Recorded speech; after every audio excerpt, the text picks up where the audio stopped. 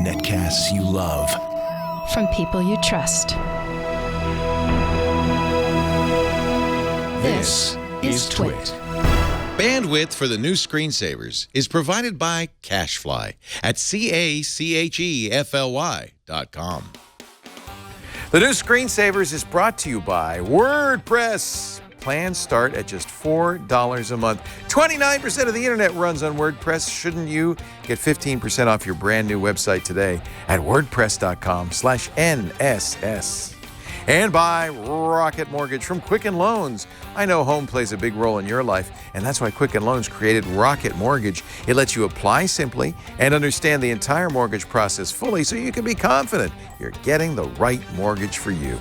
Get started at rocketmortgage.com/NSS. And by Eddie Bauer. This winter, don't let the cold hold you back from getting outdoors. Eddie Bauer's new Evertherm down jacket is unlike any other. No quilting, no cold spots. This is down. Available exclusively at Eddie Bauer stores or eddiebauer.com/Evertherm. Eddie Bauer. Live your adventure. A pixel party, laying down multi-track beats, and the top video games to buy this holiday. Live from the Twit Eastside Studios in beautiful Petaluma, it's the new Screensavers!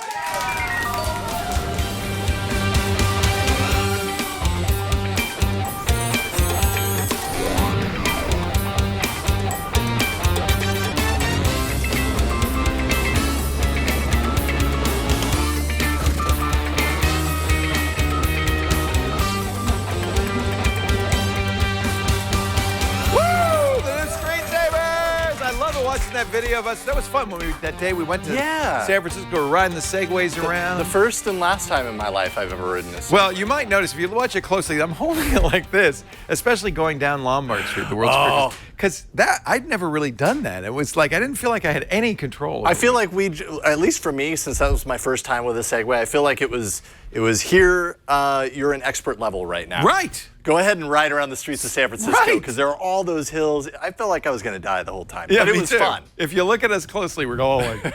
Of course, I didn't fit on the Segway. They don't make a tall version of the Segway. Well, yeah. Did you have to go like this? Well, next time you watch that hunched over open, a little bit. I noticed that. Yeah. Watch. You'll see. I'm pretty hunched over. That tall fella is Jason Howell, host of All About Android and Tech News Weekly. Hello. This is episode 131 of the new Screensavers for Saturday, November 18th, 2017.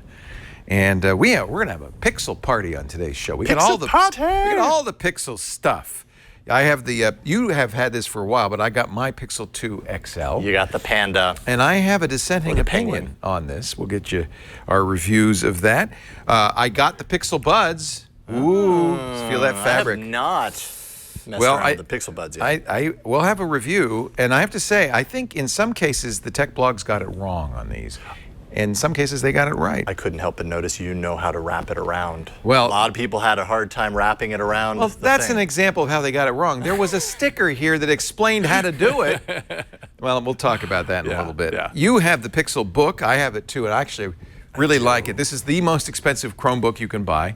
In fact, if you get the fully equipped version, it's $1,650. I don't think there's ever been a more expensive Chromebook. That is not this version. And add $100 for the Pixel Pen. Well, we're going to talk about that. Review. Yep, all coming up in just a little bit. Also, you have a new thing. We should mention, Jason is an accomplished recording artist. His second Yellow Gold album is out, and you're kickstartering it, right? Well, that actually it's the third. The third. So yeah, this would be the third one that I'm going for right now. Wow. We'll see. So I'm in that nervous Kickstarter moment of like. It's a couple of days that it's happened, and I'm really kind of worried. We'll send people there. We'll tell everybody how they can support the artist. I think everybody that does a Kickstarter crowdfunding campaign hits that point where they're just like, okay, I launched, and I'm really scared. Also, I don't know if you use this, but you do know a lot about recording equipment. So we're going to look at an inexpensive device designed to work with an iPad to do multi-track recording. It's a lot of fun. It looks like it's really cool. Yeah. We have a holiday gift guide. We're continuing every week from now through the holidays. We're going to do a holiday gift guide. This week, Charlie Hall from Polygon will talk about the best video games to give the gamer in your life. The Noon system is a new smart home device that doesn't include lights, it actually is smart enough. There's switches that are smart enough to go out and check and see what kind of lights you have and then set up the system automatically. Megan will have her review. Also, you have the brand new OnePlus 5T. This comes out November 21st. This is early, and so we're embargoed on some of the things we can say, but we can at least get a first look from you, right? Absolutely. I've always liked the OnePlus phones, going way back to the OnePlus One. And of course, call for help in mailbag. But first, the big stories. I have to say, now I'm a Tesla owner, so I'm already in the club of too much of a Tesla fan to be smart. I don't know. I mean, these are expensive cars, and they now have the Model 3. So this week, Elon, I'm kind of an Elon fanboy, announced the Tesla diesel truck. Yeah. It's not diesel, is it? Well, it's electric. But it's an electric goes diesel. toe-to-toe with the diesel truck. Look at it. It's a semi, oh, right? My goodness, look at that thing. It looks like a missile. It is 0 to 60 if it's towing 80,000 pounds in 20 seconds. In other words, don't get in front of it. That's one of the things electric motors are famous for, their torque. Amazing torque. Goes up a 5% grade at 65 miles an hour, 500-mile range. And it turns out that 80% of all truck deliveries are 350 or less. Oh, okay. I didn't realize Now, that. did they mention how long it would take to charge this sucker? Actually, I believe they did. I think they said 400 miles on 30 minutes of charge from a mega charger. Oh, you need not a supercharger, you need a mega charger. Which, I mean, ends up being kind of the challenge that Tesla is going to face, not only with this, but with any of their electric vehicles, is just the infrastructure that's required. They're building out kind of coverage around the U.S. anyways. But is it good enough for something like this to be totally mainstream? People are ordering them. Walmart ordered 15. J.B. Hunt ordered some. It's got a sleeper cab, so that, I imagine at some point they're going to go autonomous on these. I mean, knowing Elon, and it'd be fun to drive it, right? It looks comfy in there. It's not expensive too. I don't know what a diesel sleeper would cost. Traditionally, I guess it's $140,000 to $170,000. This is going to be. How much? Do we know? I don't know that we have a price for it at this point. But you can get on the list for $5,000. You could. That Tesla always does that. You can get So they're driving the truck around. They're showing it. I think Elon drove the first one in. And then Elon says one more thing. One more thing. So Tesla has a one more thing. I thought that was pretty. The truck opens up. The fog comes up. The lights come on. And out comes a car, the new Roadster. Nobody knew this was going to happen. That's crazy. So that was the first car Elon made. The first Tesla was based on the Lotus Elise body. In fact, it was a Lotus Elise with an electric motor in it. And that got Tesla jump-started. But I think for a long time, people have said, you've got these motors are so amazing. Wouldn't it be cool if you made like a car built for speed? 0 to 100 kilometers in 1.9 seconds, 250 miles an hour. Oh my goodness. Top speed over, 250 miles per hour. That is crazy. Yeah. So base price, $200,000. If you want to get one, it won't be out until 2019. You can get a Founders Edition for $250, and you need to put a deposit down now of $50,000. No big deal, just throwing a $50,000 deposit down on. They call it the fastest production car ever made. 620 miles of range. Now, people who drive internal combustion engines or ICE cars are really going back and forth about, well, could this really compete on the, what do they call it? The Nibelungen, the track? The Nibelungen, I don't know what it's called. Anyway, I don't know anything about it. But Anyway, we need Google Translate for that's Leo. not that. Yeah, we do. We'll show you. Maybe I get those Pixel buds. We'll. It's not. I think it's just. You want to have this car if you have money to burn, basically. Yeah. And people like Jason Calacanis, I'm sure, run out and buy it. I wouldn't. Truth is, my car has insane mode. Not even the fastest. There's a ludicrous mode of acceleration. I think my Tesla Model X does something like 0 to 60 in 6 seconds, 5.8 seconds, something like that. I can't use it. I can't use it. Where would you use 0 to 60 in 2? Well, out front here. Why would you need that? Why do you need that? There's this. Well, you don't need it. Okay. It's just to show off. Especially because in order to do it, you have to bring the car to a stop. You press the accelerator and the gas pedal all the way in. You hold it for a couple of seconds. Then you release. There's this whole process to turn it on. It's like an intentional, you have to jump through all these hoops because what you were about to do is really probably very stupid in most It's drag places. racing on a city street. The Yeah. Nürburgring. Yeah. Thank you. So, Nürburgring. It's a ring in Nürburg. Anyway, the point I was going to make is even with just normal acceleration, if I floor my Model X, I red out. I literally don't do it anymore because I start to lose consciousness. so I'm thinking that's probably not a good thing to do. No, you probably don't want to do that. When And you're in behind this a car, fast I'd car. for sure black out. Yeah. No So kidding. I don't know who would want this, but Interesting little fact about the Semi.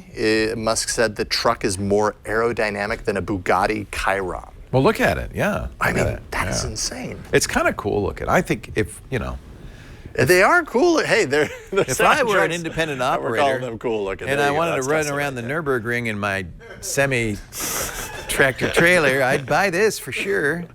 The problem really is it's got 500-mile range. You really can't cut it in half because you got to get there and back. So it's 250-mile back and forth. Yeah. And then I think, and realistically, you're going to charge it overnight. Where are you going to find a super mega super duper charger, right? You're going to charge it overnight, right? Boston. Maybe someday you'll find them everywhere. Truck stops. Well, yeah, that's kind of what I was thinking too. That's And cool. you can get 500 if you go to your destination. There's a charger there, and then And head on drive back, yeah. You got to You have to eat lunch sometime. You know, chicken fried steak, you got to take at least half an hour to eat that. Yeah. You can't, you just power that down. So, Yeah, it's all true. right.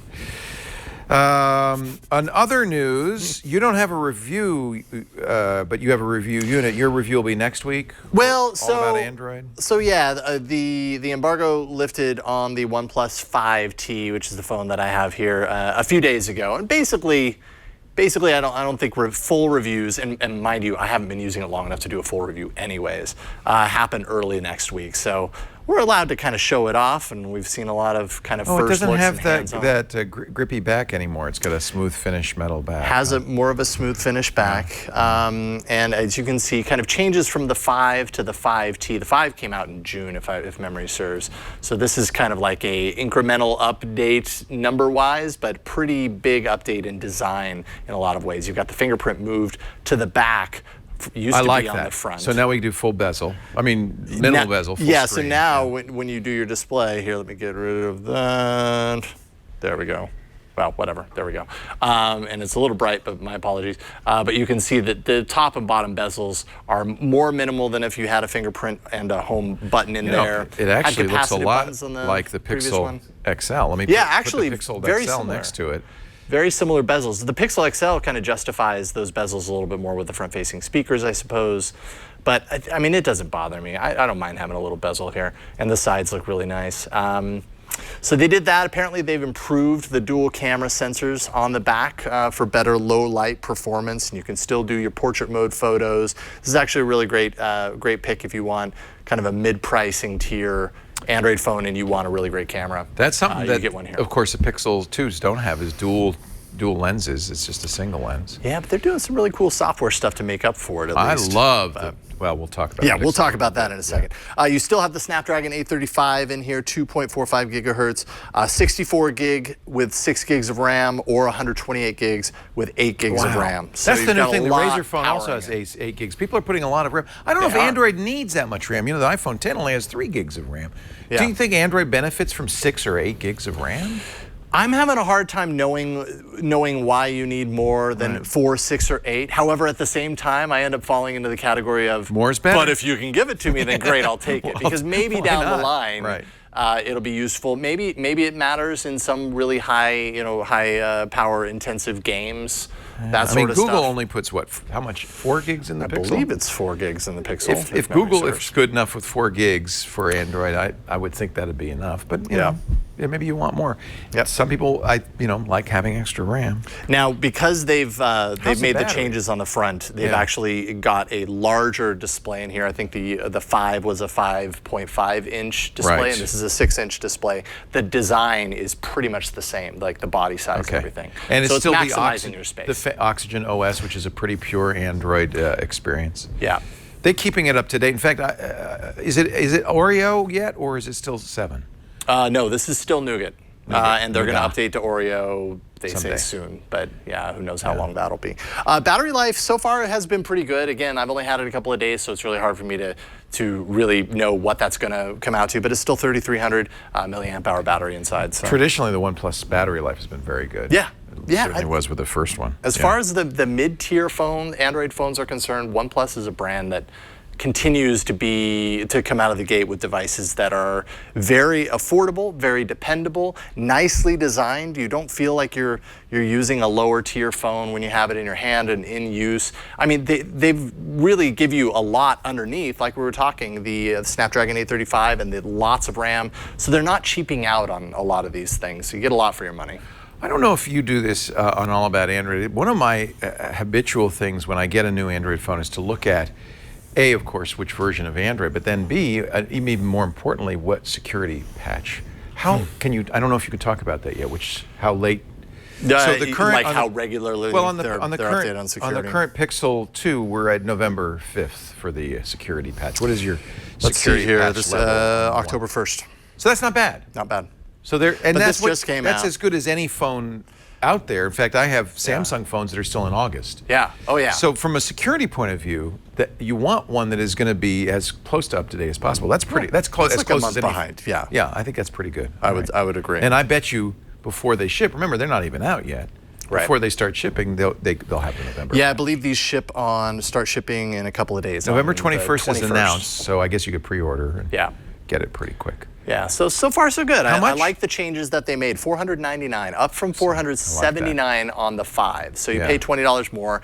It is interesting to see how OnePlus as a brand continues to ramp up the price. You know, remember when they first launched with the OnePlus One, I believe it was right around $300, right? Yeah, it was $299. Yeah, but you could hardly get it. You had to get an invitation. Yes. And this you could just buy now, right? This you can just, you'll be able to just buy this in a couple of days when it goes on sale. But it is interesting to kind of see that price creeping up. But I really don't care. I feel like they really do justify the cost for their hardware, and they don't go overboard as far as that's concerned. Type-C charging?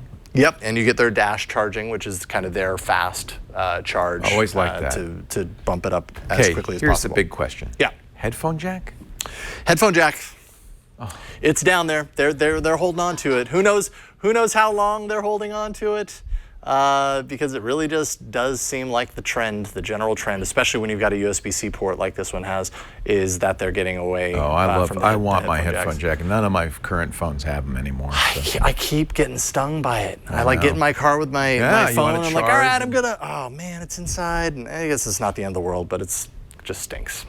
You are going to talk to the marketing head of OnePlus on Tuesday. Absolutely. We're talking with Kyle Kang. I believe he's going to be in studio. He might be on Skype, but he said he might be able to come in, and we're going to talk to him at the start of All About Android, talk about the OnePlus 5T, talk a little bit about this engineer mode news that we've heard a little bit about with OnePlus phones. So that worries me. Having some sort of a diagnostic entry point. So it's interesting because initially, and I don't know if Kyle addressed this, but OnePlus said, oh no, that's a Qualcomm program that must have been left on by accident.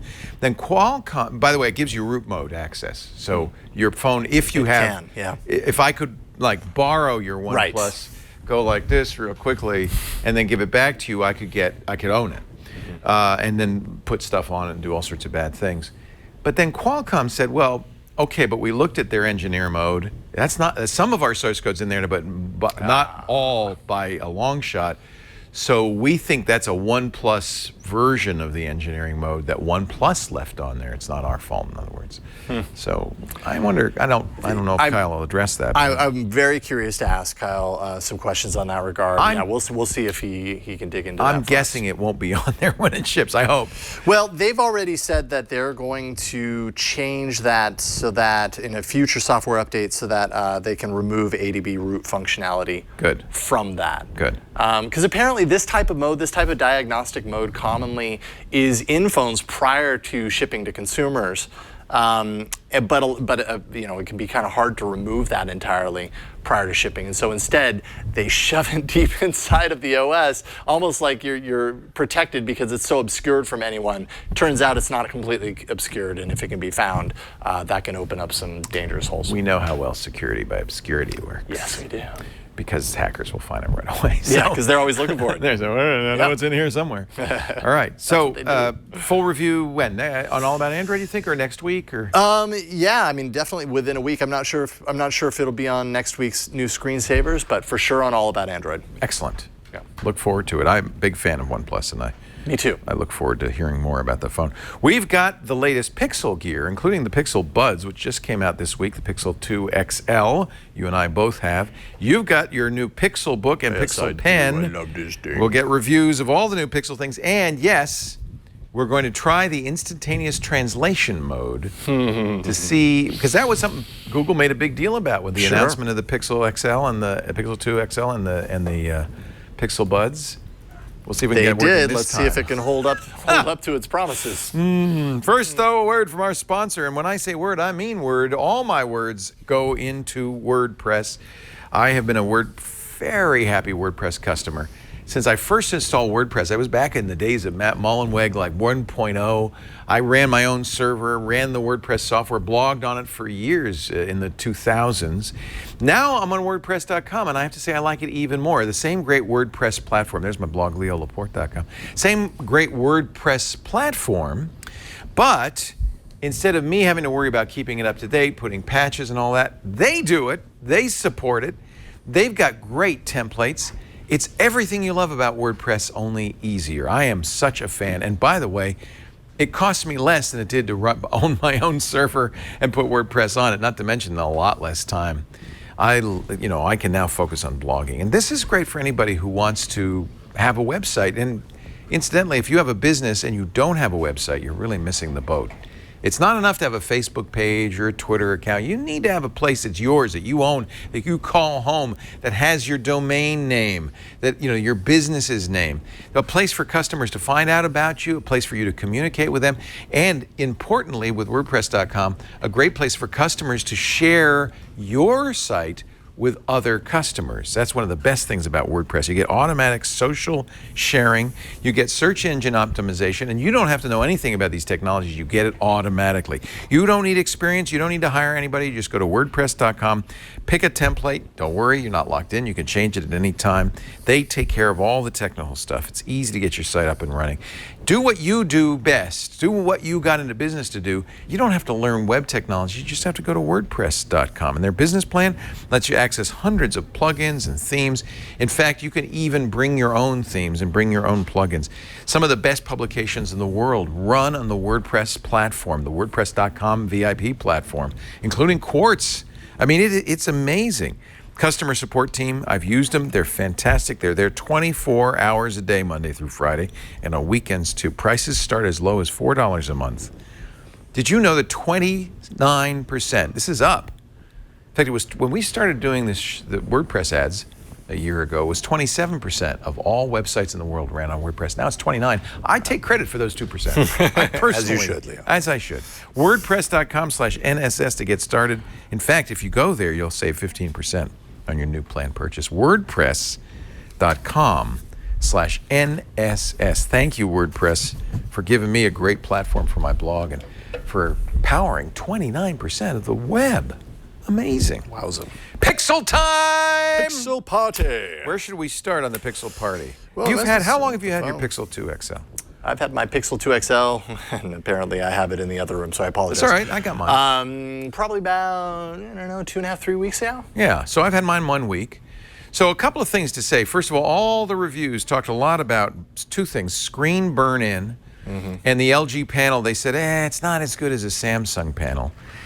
Remember, and Google said, okay, well, we're going to respond in two ways. One, we're going to extend the warranty to 2 years, double it for free, which is nice to have a 2-year warranty. Two, we're going to release an update, which they did yesterday, at least on my phone, that fixes some of the problems. And I'm going to show you the biggest change in the update.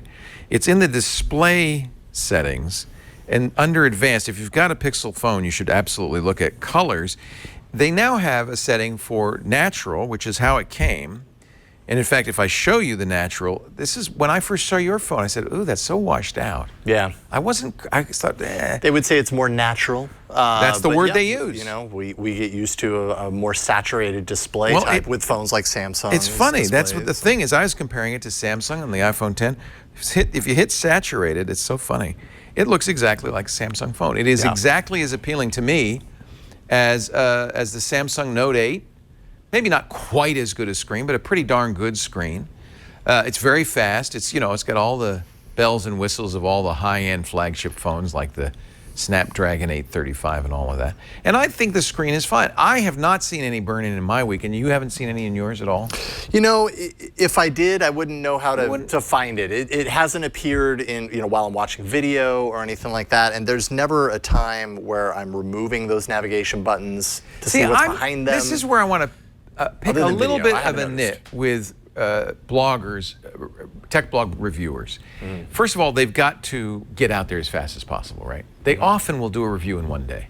I love it that you aren't willing yet to say a verdict on the OnePlus 5T because you haven't had it long enough, right? No, what would I base it on?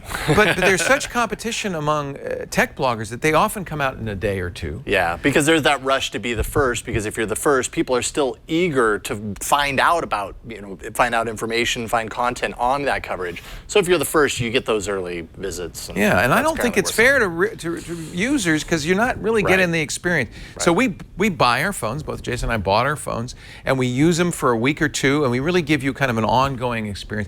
I have to say, the screen, maybe it's not quite as beautiful as the Note 8, which is the leader, or the iPhone 10, but it's more than adequate. And I love the pure Android. Notice, by the way, I'm using Action Launcher. I'm not using the Pixel Launcher. But I love this phone. I think it's a great phone. I love the Panda, the black and white with the orange button. That looks nice. I think it's nice styling. As compared to just the all black, by the way. I do have, thank you, Jerry. This nice metal soft touch finish feels nice. Is robust. It means because it's metal, there's no wireless charging. I'm going to ding them for that. And I'm sad to say there's no, gosh darn it, headphone jack. It does Living ship the dongle life. It doesn't ship with Type-C headphones, but it does ship with a Type-C dongle, so you can use your headphones with it.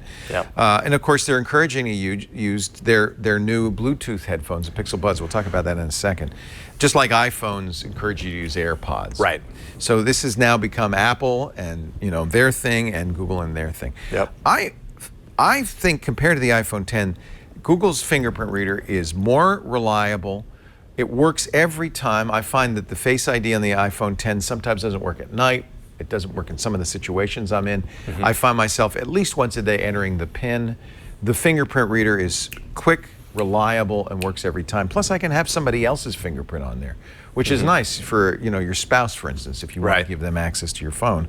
That's a really nice feature. You can't do that with Face ID. You have to. It's one person and one person only. You also get a little bit of swipeable actions on the fingerprint reader. I don't know if you ever use that, but I don't. use But it more and more. it's there, and since your finger naturally falls on that part of the phone when you pick it up, that's what I really like. I do like the squeeze feature. Let me go Man, I back. cannot get into the squeeze feature. See, that's personal, right? You could turn it on or off. The idea that you squeeze the bottom of the phone and that launches the assistant. And it's a very quick and easy thing to do as you pull the phone out of the pocket. See, she's already listening to me, and if I had given her a command, she would be doing something with it instead of just transcribing what you're saying. What the heck are you talking about? Let's see what you just meant there. I don't know. But it's just very natural if you have the phone in your pocket and I'm sorry about all the rattling on the mic, and you pull it out, you've already squeezed it. It's kind of a natural thing. So, I keep waiting for it to become second nature to me to do that. I'm sure at some point it will, because I know when you start getting into new ways, new, you got to learn it. Yeah, you have to learn it. You have to train yourself to think about Assistant in this case as that being the way that you summon it. But I'm just so used to the voice command. Yeah, you can still whatever, say the okay, you know who. Yeah. Not gonna. So I end up doing that too. more. Yeah. But anyways. I love the always-on display. This is something OLED screens have had both on Samsung and other things. By the way, it will show you notifications. I have that turned off, but it will show you notifications. It will show my name and address on this. And this is a new feature which I really like. If you turn it on, it will identify any songs that are playing ambiently, and it works. It works so crazy well, almost to the point. So an app that I brought on the All About Android a few weeks ago is called Now Playing History, and it will keep a record of all the songs it ever identifies. That's cool. But here, let me play. Put yours down, and let me just see if it recognizes this song I'm playing here. Go ahead, while we're listening to the song. And You don't have to do anything. It just does, right? Oh, there you go. See, It it recognized identified it. it down at the bottom. Is it right? Yep. Thunder by Thunder Imagine Dragons. By Yeah. Imagine Dragons. Isn't that cool? Yep. I love that. So there's an app that will keep track of everything you've heard? Called Now Playing History. You install it, runs in the background, and it keeps a log of everything that this identifies. Now, this is what I find really interesting about this feature. I'm going to get that right now. So I know that this feature has something to do with like a digital fingerprint, an audio fingerprint of music in its database. It's stored on the phone, so it recognizes. Right. A friend or a friend of All About Android, the show, tweeted me to say that he went to a Lady Gaga concert. And at the end of the Lady Gaga concert, checked Now Playing History, and almost the entire set list was logged there. And I don't know if that says something about Lady Gaga's live shows, about how they're very close to recorded, or whether this is just really smart enough to figure it out. That is really cool. Now Playing History, I'm going to get that. I didn't expect that. It's a minor thing, but it's kind of a neat thing, and I like it that it works. And how often are you somewhere where you go, I want to know, and you don't want to pull the phone out and do, launch the, you can do it with Assistant automatically, but I like it that it does it. Also helps you identify songs you really hate. Yeah, right. Never want to hear that again. I'm not gonna listen to I those like guys. the mostly bezel-less display. As you mentioned, it now has front-facing speakers. Yep. I got to say, you heard it. It doesn't sound that good. In fact, I wouldn't say it sounds any better coming out of the front than it sounds on the iPhone 10 coming out of the bottom and the front. So all phone speakers sound pretty tinny and crappy. Yeah, absolutely. Yeah, So- you're polishing up. Some people, yes, that thing. Some people like it. If that's something you're looking for, it's got it. It's front-facing left and right speakers. And I guess when you're watching a movie, it's kind of nice you get stereo sound. It's nice, but at the same time, I've gotten really used to the bottom-firing speakers because when I drive around, my stereo doesn't work, so I put it in my cup holder, and that bottom firing fires into the cup holder, and it makes it really loud. A little tip for you. 835 Snapdragon, 4 gigs of RAM, 64 gig or 128 gig storage. I find really 64 is enough unless you have a lot of music or pictures on there. And let's talk about the camera. I think without a doubt this is the best camera phone on the market. Even though it only has one sensor, it doesn't have the two lenses that a lot of other phones do. Google's using a new kind of, there's some of your pictures, a new kind of, by the way, that's portrait mode I'm seeing. Yeah, a lot of them I use portrait mode, and I've actually grown to really like the portrait mode on this device, even though I know that it's purely, like it's not using any extra camera. Well, but remember, to pull that, it can split the pixel. It's using dual pixel technology, so it is getting a stereo picture, and they are able with software. Look at that. That is a fantastic picture. Yeah, I'm really happy with the detail. The way the bokeh in the back has dropped out. Even the selfie cam can do it. Yeah, and that's a big feature, I think. You know, a lot of people take pictures of themselves. I have to say, though, myself selfie included, cams are too good now. It's embarrassing. I'm going to smear Vaseline on my front camera. Look at that. And then you got a little live photo action, right? Now Google's camera on the Pixel is great because it's a great camera. It's also great because if you take a lot of pictures, you get some really cool features. You get those live photos, and you get unlimited storage on Google a couple of Photos. frames before and after. Yes. And you get unlimited storage. Unlimited storage. I saw it was like till 2022 or something. Yeah, now they're putting a date on it. Yeah. This was interesting. So I went to a concert last night. It was an acoustic set with a couple of artists that I really like. And one thing that's also really great about this camera, the video camera, is the stabilization that it does. So, I'm sitting in the chair. Wait a minute, this is handheld? This is handheld. It looks like it's on a tripod, right? So you just sit there, minor little adjustments here and there if you really move, but the software inside is adjusting it. It's probably cropping off a little bit of information in order to do it, but you end up with what looks like a tripod shot. Wow. For the full 4.5 minutes. Wow. And it's a good song. I love the quality of the camera. There's nothing much more to say about it except that this, in terms of, I think, in accuracy of color, the dynamic range, the result, I call it, sometimes it's called the eye camera, the picture IQ, the image quality. I call it the likability. I feel like these are really fat. Is this yours?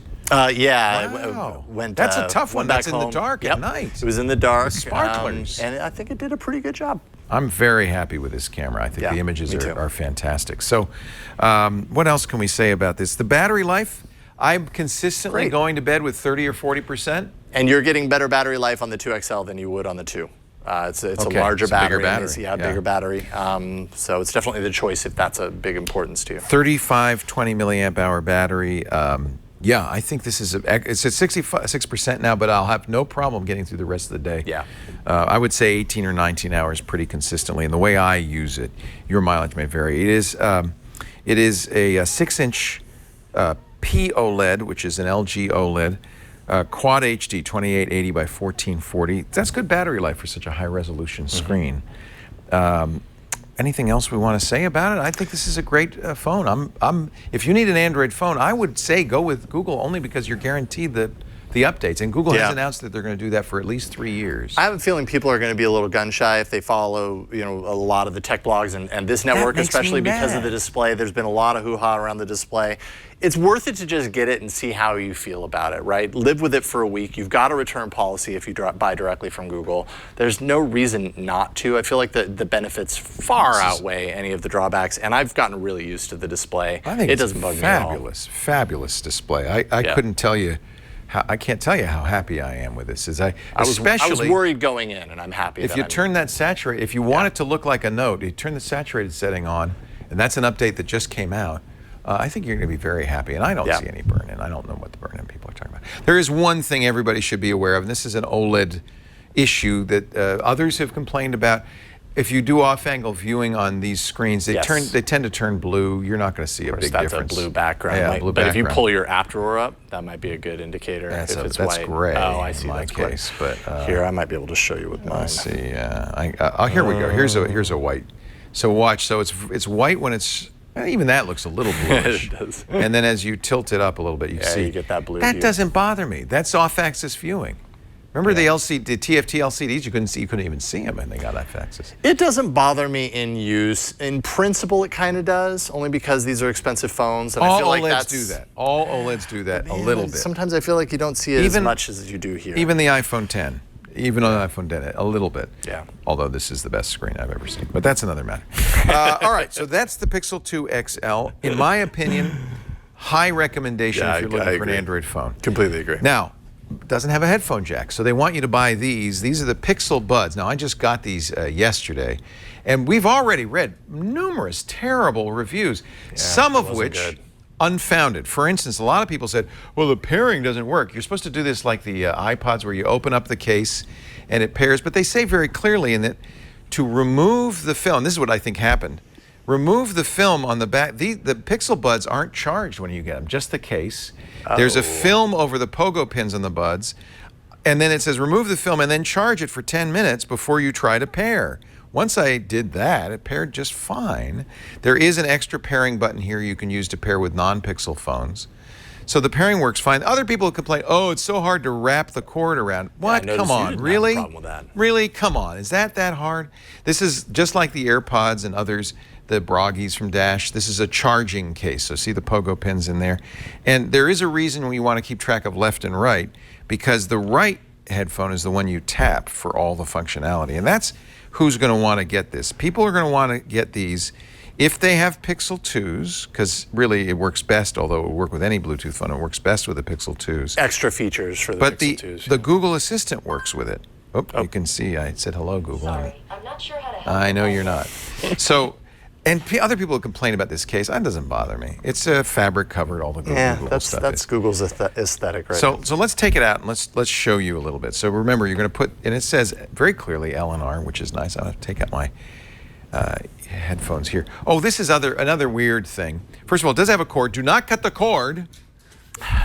There's wires in there. They're talking to each other through the cord. All right? Okay. Are you kind of disappointed there's a cord? Because like the AirPods, they fall out and you lose them. The cord, if they fall out, at least it's going to stay on your neck. I have no problem at all with a cord. I highly recommend a cord. All right. And then they're doing something interesting with the cord. See this little orange thing on here? That's a stop. The idea is you pull this ear thing out, and then this is going to go in your ear, and that's going to rest in the little, cup of your ear, and it keeps them in pretty well. Now, these are not in-ear monitors. These are like the Apple headphones. In fact, if you just looked at the player part, they look kind of like the Apple headphones. Those are going to sit kind of in your ear cavity. So watch now. I'm going to lift it to my ear. I'm going to throw Alex here. And when you put it in, you're going to get that loop to kind of go in there. Oh, okay. Okay. And actually, The sound is very, very good. Oh, sure, you look like a dork with gauges in, but the sound, you can get other colors. I got white because I thought, well, why try to hide it? White's the one that they're having a hard time keeping in stock, I've noticed. People want white. Everybody wants I don't white. think these look as bad, nearly as bad as the Pixel. I mean, the AirPods. You don't have that little thing. And you can make phone calls with these, which is nice. It's got a microphone built into it. The bass is very rich, very good. I'll give you these to try after the show. You can see the bass is very good. The high end's very crisp. I think it's excellent sound for Bluetooth, and it doesn't seem to have many of the Bluetooth issues, drop out, clicking, and so forth. It's doing a high quality codec. Oh, okay. And it's an AAC codec to the phones, and I think they sound very good. And you might want to leave them in all day. They claim 5-hour battery life, but they charge from this. This has 24 hours total. So after wearing for 5 hours, you might want to put this in. I would leave these in all the time, even if you're not listening to music. And I'll tell you why.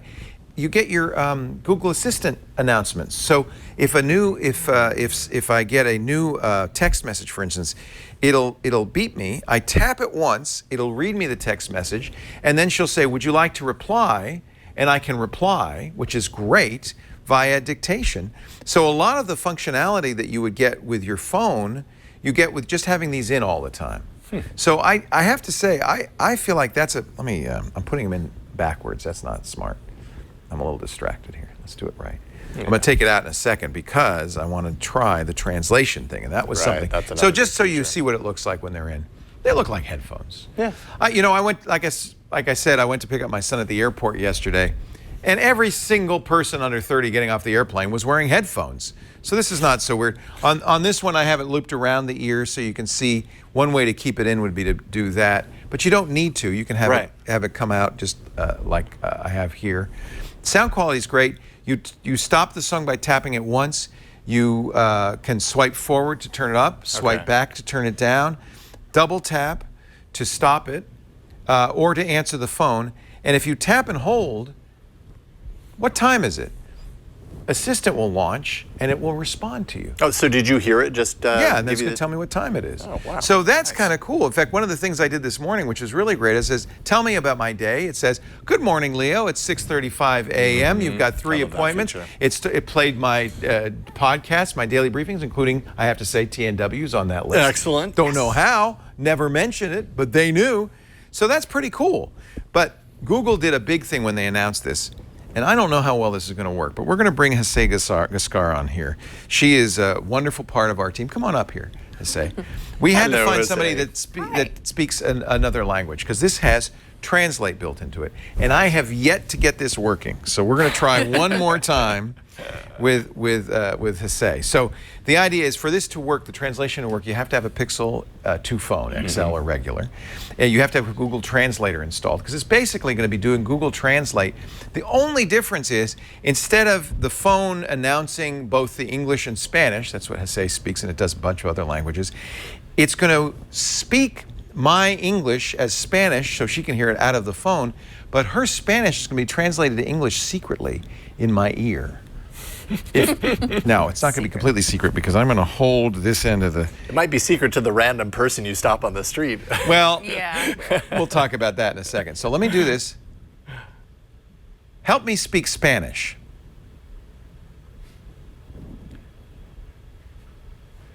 And it doesn't work. So this is the problem we had a lot before. I never was able to get this to work. But let's see. I'm going to launch Google Translate. See if we can do it from here. All right. Speech input's having difficulties. Try again, it said. Well, let me try again. Headset disconnected. This is what we got every single time. No. I can still listen to music. I can still do all the stuff I want to do, but you end up doing it the old-fashioned way, which, by the way, you don't need Pixel Buds or even a Pixel 2 XL to do. You can do on any Android phone with Google Translate. Oh, it's broken. I've broken it. Oh. So you know what, Hesse? Thank you for your help. Buena suerte. What does that mean? Thank you. It doesn't work. It doesn't even work. Doesn't work. And we should mention, too, prior to recording today's show, we tried. We tried, and we finally got there, right? No. No? We never got there. It never worked quite right. What is supposed to happen, and what Google's demonstrated, and if you look at YouTube videos, they'll demonstrate, is I say something in English, holding my ear, let go, the phone then translates it into Spanish or whatever language, which she hears, right? Right. She responds naturally. Actually, it's not that natural. You have to press a button on the phone, and then she can talk. That goes through and the then it translates it. And by the way, it is not quick turnaround. It's thinking, for a few seconds. Right. And it says it in your ear. We were able to get that part to work. I wasn't able to get the press and talk part. I had to use the phone to press to talk. Well then, but we were able to get her to translate in my ear. Here's the problem. Because she doesn't hear the translation, she has no idea how wrong it is. And so we found a number of times it translated it incorrectly, but it's better if you use the phone because then they can hear the translation and say, no, that's not what I meant, and say it again. I think she has a couple of parrots and lives in France. I don't know what's going on. It got it all wrong. So don't buy these for that translation feature. A, because you don't need it. If you've got an Android device, you can use it. But do buy these, I think, because they're very good headphones. They're comfortable. They're easy to wear.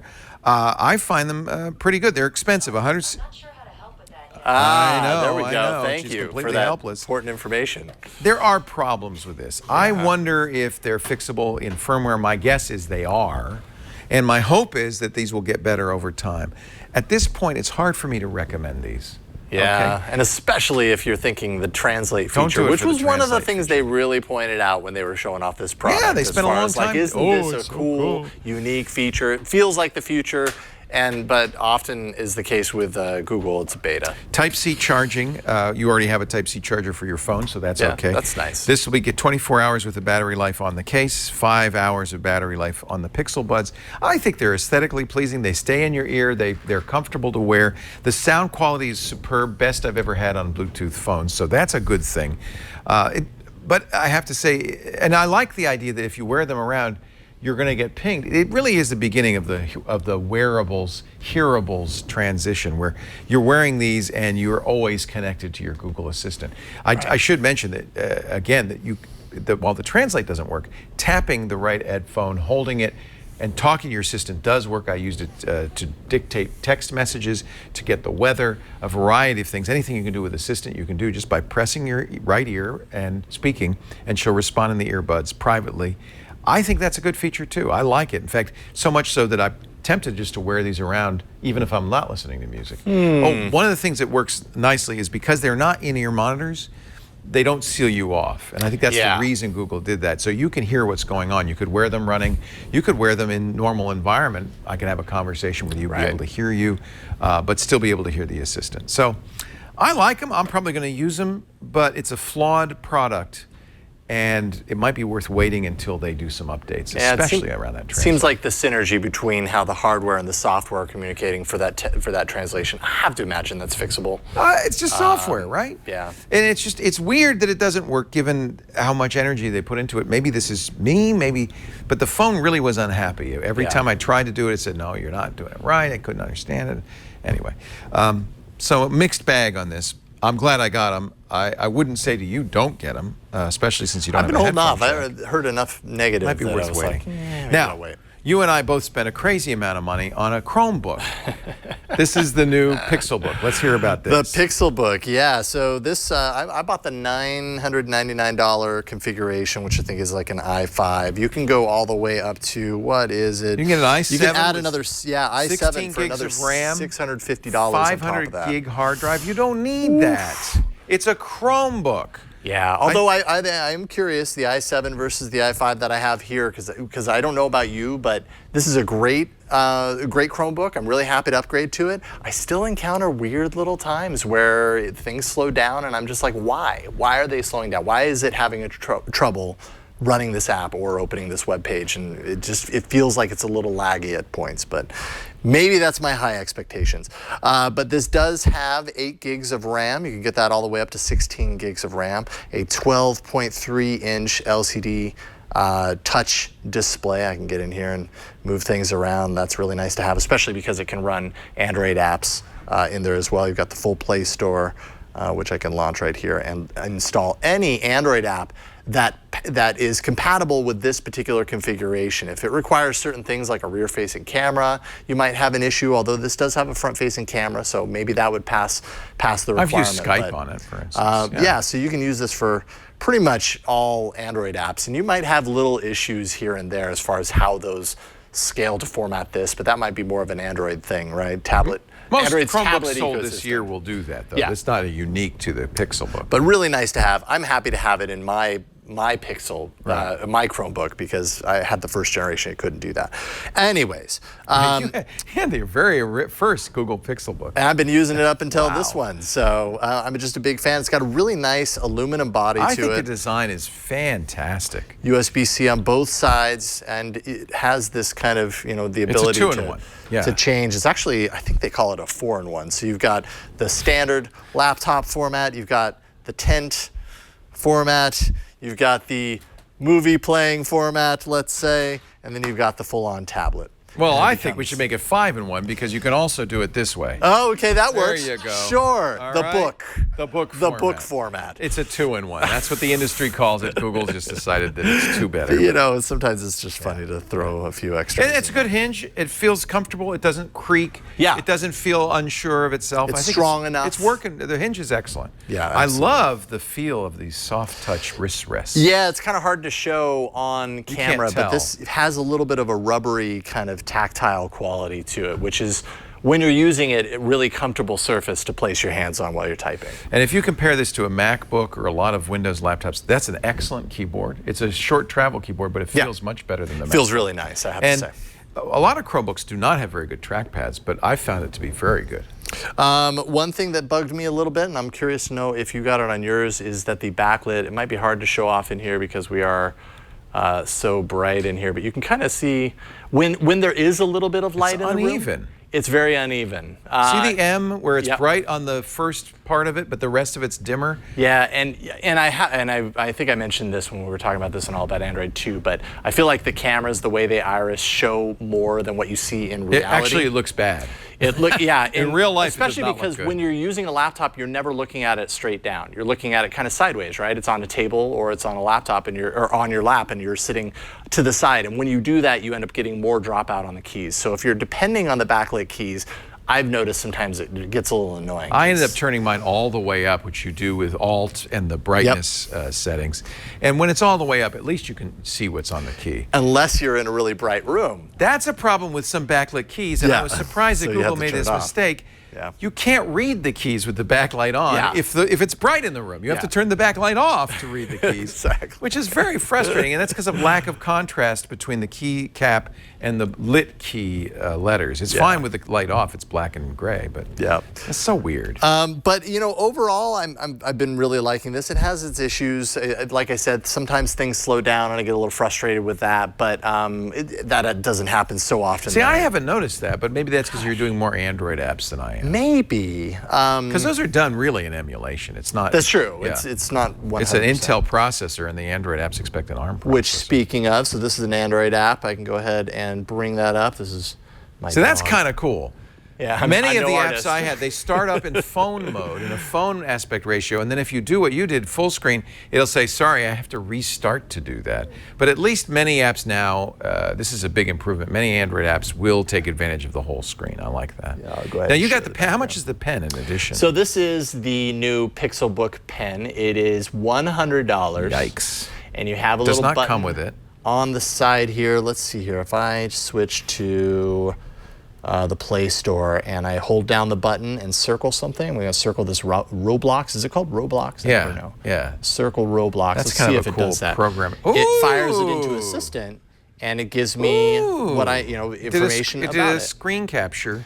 It basically does a screen capture query in Assistant of the thing that you That is circled. nice. And I could see that being kind of nice once you kind of get used to using it and everything. I've never used it. I knew it did it, but I've never used it. Exactly. It does have a dedicated assistant button, which I kind of do like. Which tap that and it launches. Yeah, on the keyboard actual and on the pencil. Yeah. Yeah, you hit it on the keyboard, and it appears over the top of everything you do in a little like pop-up that. window of assistant. It doesn't fire right into voice mode, which for some reason in my mind I feel like it should, but or maybe give me an option to do that. But anyways. But yeah, I'm really liking the Pixelbook. I think the question is always, why does a high-end Pixel or Chromebook exist? Because Because why not? $1,000 to throw away, you don't. The problem is a lot of Chromebooks, especially the least expensive ones, are kind of cheesy.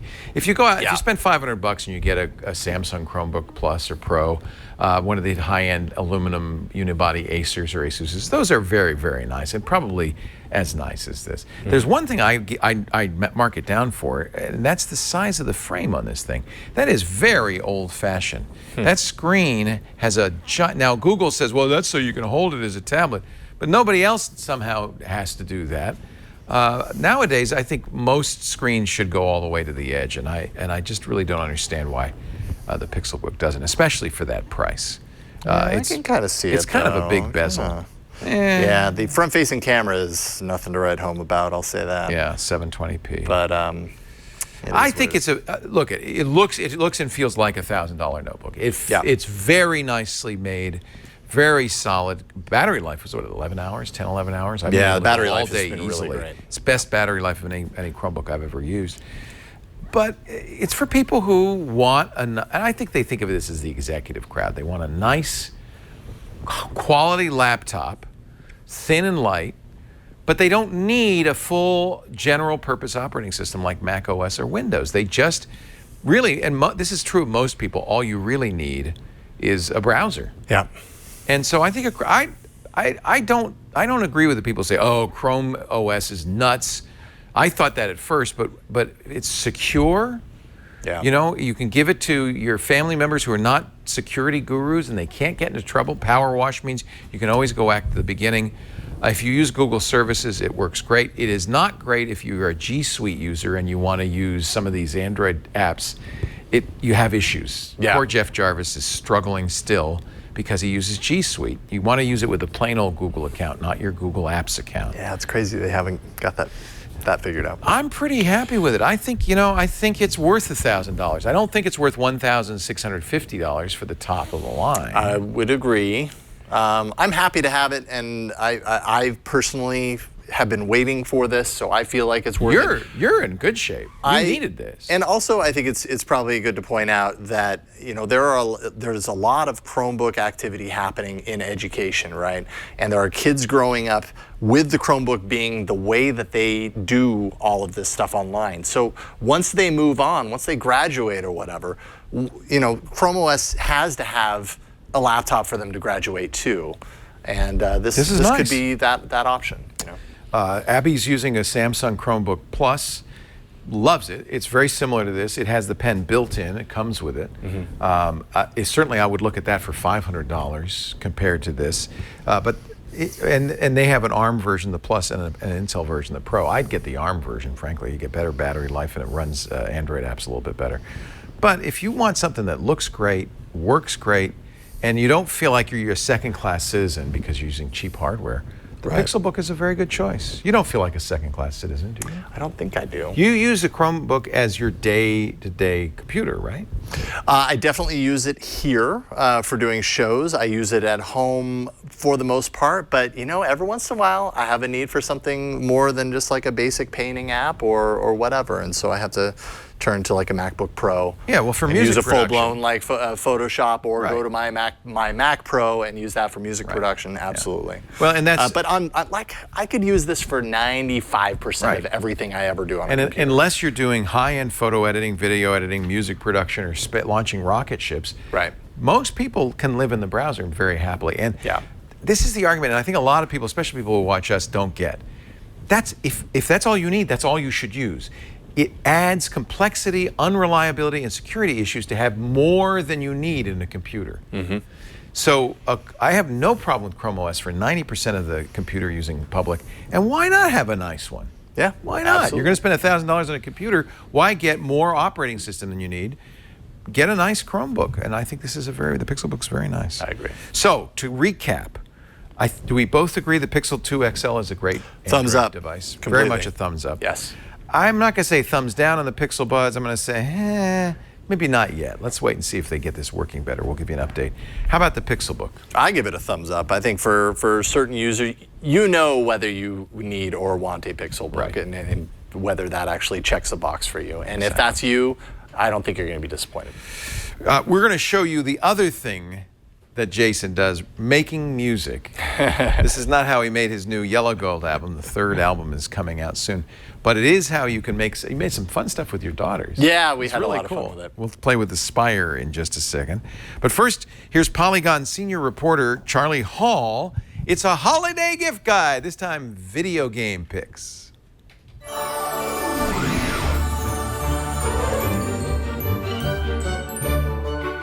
This is Charlie Hall, senior reporter with Polygon, and I'm here to talk to you guys today about my picks for the best games for each of the platforms out there right now. We got your Xbox One, we got your PlayStation 4, Switch, and PC. So let's take it from the top here. If you're getting a gift for somebody that owns a PlayStation 4, it's hard not to recommend Destiny 2. Now, Destiny 2 is the latest action-adventure, online, multiplayer circus from the folks over at Bungie, and it's a bunch of fun. It's also available on PC now and on the Xbox One. But the reason I'm recommending it on PlayStation is just because there's more players on PlayStation 4. There, I said it. Destiny 2 is a social game. You're going to need a nerd Sherpa to carry you through the game if you're new to the series. There's a lot of complexity, a lot hidden from view, and it plays best with other people. So why not play it where the most people are? And right now, that's PlayStation 4. The PC experience, though, is available at very high resolutions, very smooth frame rates, and also a very healthy population on Xbox One and the PC. So great options, really, for all of the different platforms, but PlayStation 4 in particular. This is great. Anyone want a hug? No hugs. If you're getting an Xbox One in particular, if you're getting a gift for someone with an Xbox One X, which actually has 4K support, true 4K support, they call it, I'm going to recommend Assassin's Creed Origins. This is, a storied franchise from the folks at Ubisoft, but this one takes it back to its quote-unquote roots, right? This is the origination of the assassins themselves, and it's a classic sword and sandals tale told in ancient Egypt. They've recreated a huge swath of that country. There's Roman legionaries, Julius Caesar, Cleopatra. It is a lavish game, and in particular, on the Xbox One X, it's going to look tremendous at those higher resolutions and those improved frame rates. It's a solid pick if you're buying for somebody with an Xbox One, or again with that upgraded Xbox One X. I recently just got a Nintendo Switch, and so if you're a big spender and you know somebody who doesn't have a Nintendo Switch, gosh, get them one. Do them a favor. If they are flying anywhere or traveling anywhere in the near future, it's a tremendous asset to have. I put myself to sleep very nicely on a cross-country flight thanks to The Legend of Zelda: Breath of the Wild. It's a fantastic game. I highly recommend it. There is also a new Mario game out. It's called Super Mario Odyssey. It's a departure from the series. It's more of a puzzle game than ever before. It's all about Mario in this land with a magical hat. And he can throw it onto items, onto people, onto a Tyrannosaurus Rex and become them. And the gameplay is changing really at every turn. It is delightful. It is enjoyable for all ages. And again, because it's on the Switch, it's really easy to travel with. Now, if you're buying for somebody with a PC, the new hotness right now is called PlayerUnknown's Battlegrounds. It's absolutely taken the PC gaming world by storm, and it's from a new genre, or a genre that may be new to you and the person you're buying for. It's called the Battle Royale genre. Now, PlayerUnknown's Battlegrounds is developed and designed by a guy named Brendan PlayerUnknown Green, and I've known him for years now. But he's been working at this battle royale genre through, I think this is the third or fourth iteration of it. It started as an ARMA 3 mod, and ARMA 2 mod, actually, I believe, and then an ARMA 3 mod. Then it morphed into a mode within the H1Z1 game, and later became H1Z1 King of the Kill. But now he's out on his own. He's with a Korean company called Bluehole. They've spun off the project as a new company called PUBG Inc. And PlayerUnknown's Battlegrounds, also called PUBG, is just a pulse-pounding arena multiplayer game where 100 players drop into a map, and it's the last one standing that comes away with the points and with the loot. It's a lot of fun, and it's not a lot of money. I think you can get it right now on Steam for about $30. So those are my recommendations for games for all of the different platforms. Again, to recap, PlayStation 4, can't say enough about Destiny 2, and it's a great population there. Xbox One or Xbox One X, I'd recommend Assassin's Creed Origins. Nintendo Switch, gotta go with Super Mario Odyssey, or my personal favorite, The Legend of Zelda Breath of the Wild. And on PC, PlayerUnknown's Battlegrounds. And hey, if you're looking at hardware for anybody on your list, I'm actually working on a big review right now of headsets, gaming headsets. I've got right here one from Plantronics. This is called the Rig. This is the Rig 800LX. I've also got one here from Astro headsets. This is the Astro A20. Not everybody has a fantastic 5.1 or 7.1 stereo system, and positional audio is such a big part of games these days, especially multiplayer games. Can't say enough about a good surround sound headset, and they're really plug and play.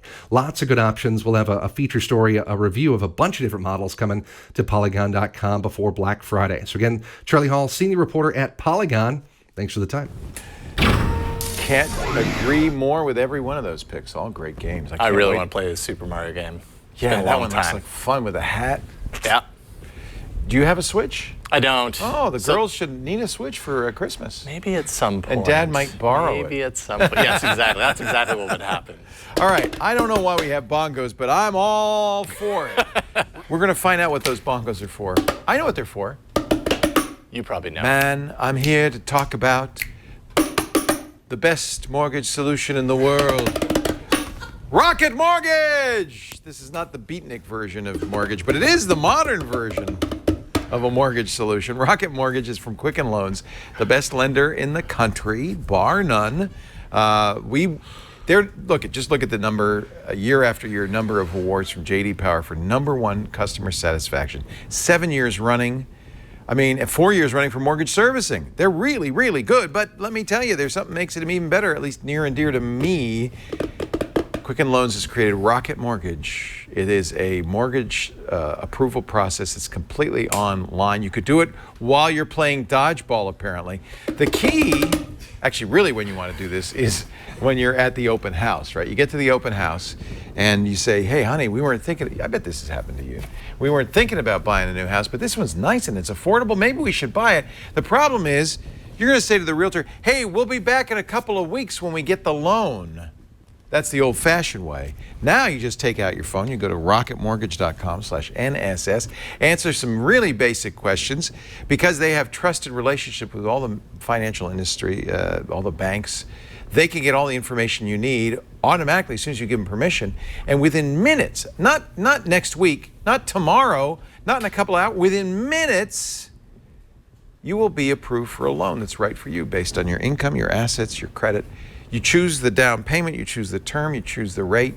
There's no, you apply simply, you will understand completely what's going on, and you'll mortgage with confidence with the best lender in the country. Is this what you want? You bet. Go to rocketmortgage.com/NSS. If you're buying or refinancing today, if you're not, bookmark it, because there's gonna come a time you're at that open house. You say, honey, we should buy this house. And you'll say, oh yeah, I remember Leo told me. What was the name of that? Rocket Mortgage, that's it. rocketmortgage.com/NSS, equal housing lender, licensed in all 50 states, NMLSconsumeraccess.org, number 3030. No more going to the attic to get paperwork. No more going hat in hand to the bank. You could do it all on your phone instantly at Rocket Mortgage. rocketmortgage.com/NSS. S. They're going to find themselves in a home and remember that because of the bongos. The bongos. I remember Leo playing bongos, something to do with space flight. It was rocketmortgage.com/Genesis. Hey, so are these yours? This is the Yeah, this is all my stuff. This is like a quality tambourine. Yeah, you know, I don't know actually because I haven't really played a lot of tambourines. I have because when I'm in a band, I'm always a tambourine guy. I see you as more like a triangle. Yeah, triangle sometimes if they really want me to stretch my wings. Yes. Mostly though, it's this. Flex your musical muscles. And I have to admit, these are my kids. These are good bongos. I'm borrowing them from them. They never play them, so yeah, you're happy. We'll put them through. Whose some idea use was today. to give your kids drums? A bad idea. Well, I guess so. We gave Henry a drum set one year. Yeah, I've heard. I've heard about the plight of parents who choose to do that. So why do we have all this stuff here? We have it here because a company called Isotope that I'm very familiar with on the software side of things got into creating hardware. Yeah, I know Isotope stuff. Yeah, they do a lot of plugins, right? Yeah, and a lot of like kind of noise reduction and distortion. They do a whole bunch of really cool, unique plugins and software. But now they're getting into hardware, and they released something that at first. I swear I looked at this thing and I was like, yeah, right. And I've come to love it so much. It's called the Spire. And what is it? It's a very funky looking thing here. It works, you can make it so that it works with, I have it running on an iPad, but it's an iOS app. And essentially it's a portable 8-track digital recorder. But, okay, and that's 8 tracks? 8 tracks, which But really, it records onto the iPad. No, it all records onto here. It has its I could own have this storage. completely separate, and this could run entirely dependent of the iPad. That's so cool. Look how small that is. So it's really small. You can see on the very front of here, there's a little built-in microphone. And I wouldn't say it's the most amazing. Use that, would you? Honestly, we'll get into it, but I'm perfectly fine using it. It's not the most amazing mic in the world, but because of the portability of this, it's nice to have it. It's really nice to have it. If you don't want to use I'm old enough that we used to use 8-track cassette recorders. Yeah. And Oh the yeah, sound me too. was terrible. Me too. This is, and look how compact that is. Yeah, it's all compact. This is a touch interface, so I can actually turn down the volume, turn it up. Look You can at do a that. bunch of other controls on here, which I'll show you in a second.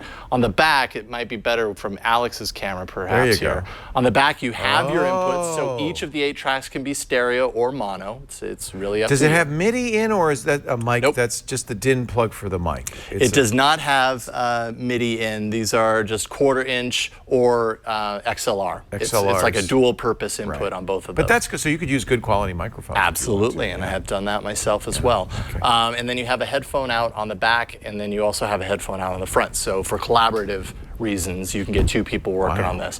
Now, what I love about this is not that you're going to use this to record high quality production level stuff.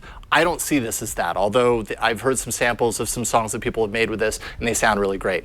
As a songwriter, I see this as kind of like a realization of what I've always wanted for prototyping new ideas. Like a little cassette recorder, except it's much more capable, and you can carry it with you all the time. Absolutely, Yeah. and you can do that, by the way. So if you go ahead and take the camera, you can do that because you unplug the power, and it's still working because it's got a battery. And so you can literally take. I pulled up into the driveway today to work here, and I had an idea. So in the car, I recorded a song. That's how easy this dang thing is. I love it. So anyway, so you can see on the buttons on the front here, if I didn't have the iPad at all, I could fire off a new song, and I'll go ahead and do that, and we'll go into a new song. It's going to create it over here. But that creates kind of a new template and pulls it up on the iPad. If this was not connected, I could still do all of this without the iPad. You have the sound check option, and we're going to record a little song. Are you okay Sound with that? check's kind of neat, yeah. So it could actually, look, he's got a guitar. I've got a guitar. I have no musical talent, I should warn you. That's okay, that's okay. So I'm going to show you how to do a multi-track recording, and this is what they do in studios. I'm sure you're very familiar with it, but for people who aren't, using the Spire, because like I said, I can usually record a song with this in about 5 minutes and have 8 tracks of discrete audio and have it sounding really good. Sound check is like automatic gain for the instrument that you're using. You want to set the input level to the right thing. I'm using a guitar right now, so I've got to make sure that this microphone is set to record the guitar at the right level. So quiet on the set. I'll go ahead and do this and set it properly.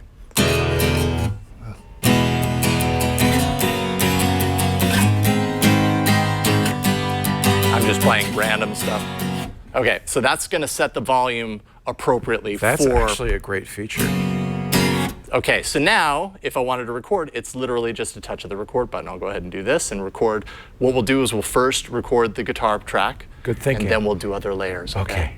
All right, here we go.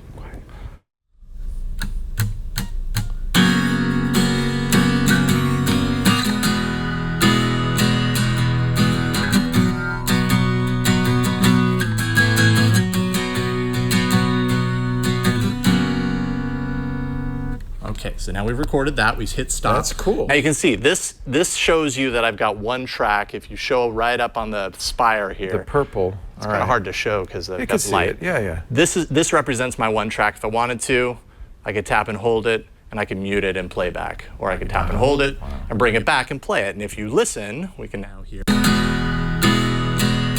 I've got That's it recorded. recording through the built-in mic. That's from the built-in. That sounds mic. great. Sounds awesome, right? Although guitar's not super challenging. Wait till I sing. There are other, yes, more challenging. You're right. You're right. We'll get to that. Let's see here. Sometimes when you're you're doing gonna do guitar, another track. sometimes when you do guitar, it's good to have a double track of it, have it be a little bit different. Then you stereo pan it out, and you can do that here too. And I'll do that here. I'll hit record. Let me make sure, because I'm a little nervous, so I forget where I need to go on the guitar. So now I'll hit record, and you'll hear it. Oh, sorry. Dang it. You didn't record over it. Oh, because I played it for you. I previewed it for you. Oh, it's still there, though. It's still there, but not entirely, but that's okay. I'm going to try and... There we go. Now I'm on track 2, so let's try this. We'll see if I can just fluff it or something. Oh.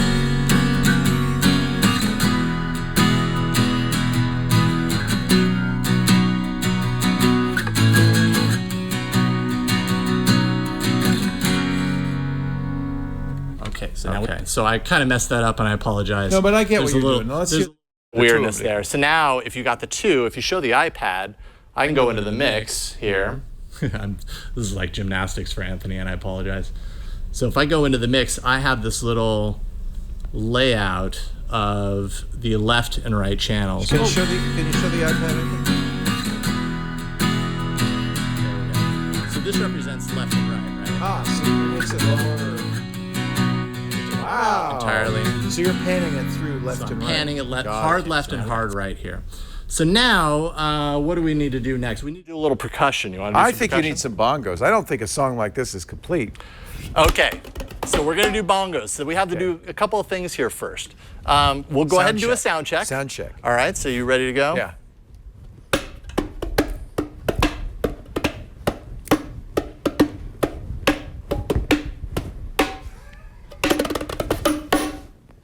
All right, good, excellent. We're He there. was telling me now, what to do. We're going to make something a little special here. What should If I I do go with this? into here, Yeah. it has effects built in. Oh. But these are recording effects. So these aren't effects that you can put in the mix. These are recorded. These are effects that you record, actually. Oh, So, look, I hear echo. Let's see, bongo. We're going to do Today, I consider myself acoustic. Sorry, I'll give you full for that. the luckiest man on the face of the earth. We're not going to do that, but that was fantastic. Can I just carry this with me all the time? I'd like to have that. Okay, so that's a little more slapbacky. So yeah, but I brought it down because it gives the bongos a little bit of extra kind of warmth, a little bit of feeling to it. Now, because I recorded over the top of that one thing, it might be kind of hard. I'm to going to make really loud Whatever. noises at the beginning. All right. So you ready to go? Yeah. And we did the sound. Yes, we did the sound check. Here you go.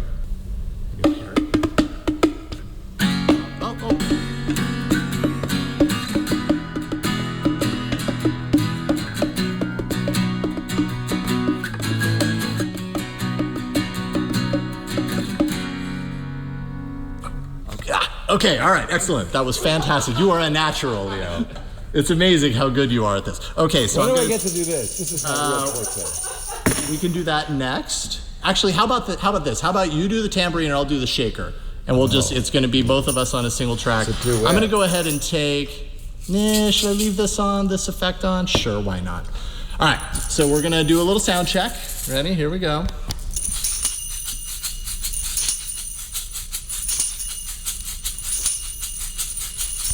That's probably good enough. Okay, now we're going to record it, and it's going to be the percussion part. Here we go.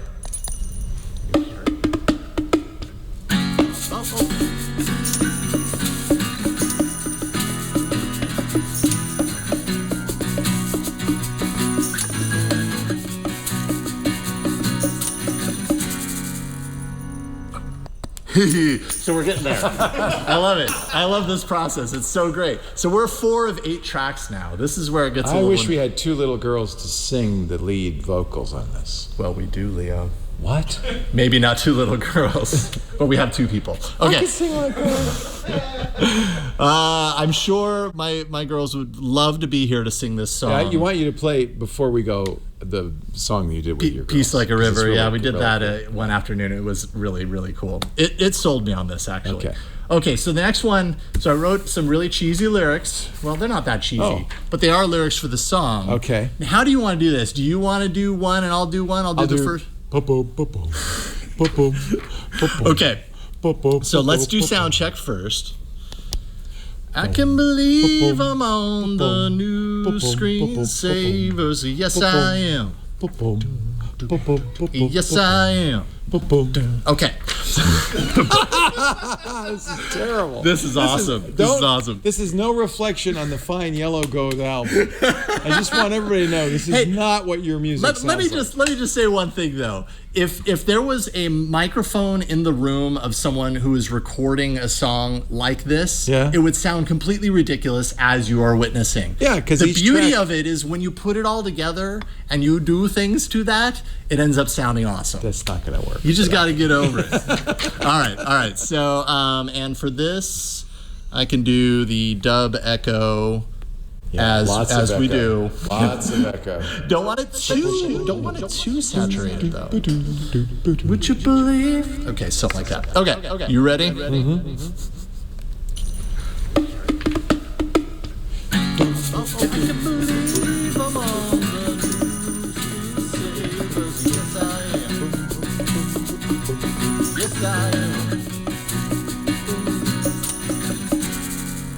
Okay, now... That did not sound like anything. You didn't hear it, did you? No. Here, we'll go ahead It's and okay. do you want to preview where we're at right now? Yeah. Okay, we're just going to listen. It's going to sound rough. I can believe I'm on the new screensavers. Yes, I am. You should mix that.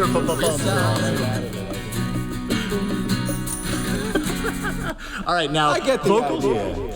All right. Not exactly something I'd send to A&R at You wouldn't, but Chrysalis Records. But let me just say, like being able to pull up into the parking lot and record in 5 minutes an actual idea, fully realized idea. You did that in the parking lot? I did that in the parking lot. We were wondering why you were spending so much time in the car, but now I understand. But okay, so let's see here. I want to do. And it's now is it saved to the device or saved to the iPad? It's recording to the device, but then it copies it over to the. How does that work? It's all recorded into the device. It's all in here. How many hours of music am I recording? Oh, that's a really good question. 6 hours of okay. music. That's a lot. All right, so and you can, I presume, offload it. Let's see here. Yes, that is one of the benefits of what you can do. So this is NSS Trial Run. This was me kind of like rehearsing with this an actual particular musician. song. Okay, good. So this is all of the elements isolated from my home, and it appears to not be working for some reason. Why is that not working? No, I don't want to record. Here, I'll just go ahead.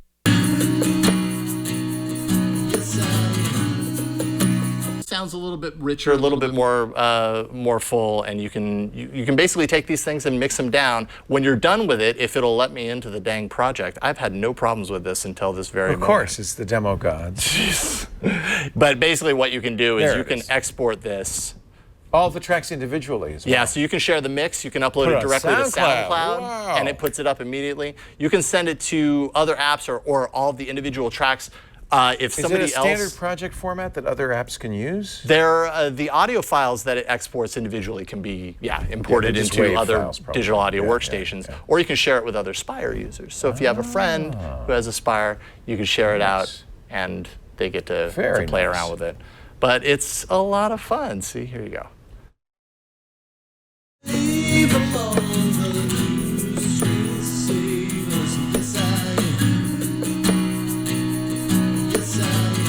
I could tell Jerry was on the bongos. That's so much better. You did it all. What is this? $350. Wish you'd played that for me before, so I knew what my part was. We didn't rehearse enough. That's okay. We didn't rehearse at all. It doesn't matter. It doesn't have to sound How much, great. 350? 350. I think that's cool. If I were a musician, this is a really amazing device. It fills a need in my life because I record song ideas with my mouth into a voice memo. Right. And with this being as portable as it is, like at least I could even still do that, but layer them instead of having to be like, all right, and then the bass goes da da da da da, and then the guitar goes bling bling bling. Instead, I could do it all in layers and have something to go from. It's the Spire, $350 from, what's the website? Isotope. Go to izotope. Isotope.com. And you'll find Spire there. Nice. And I think it just came out like a few weeks ago. I'm loving it. I'm really having a great time with it. Spire.live is the website, spire.live. Okay. Hey, we're going to answer the mailbag questions in just a little bit. I'm sure there's some people with some Android questions for you. But before we go on, have you noticed it's getting colder and colder in the studio, let alone outside? Thank God I have my Eddie Bauer Evertherm jacket. These are the best, warmest jackets. But if you look at them, let me put mine on.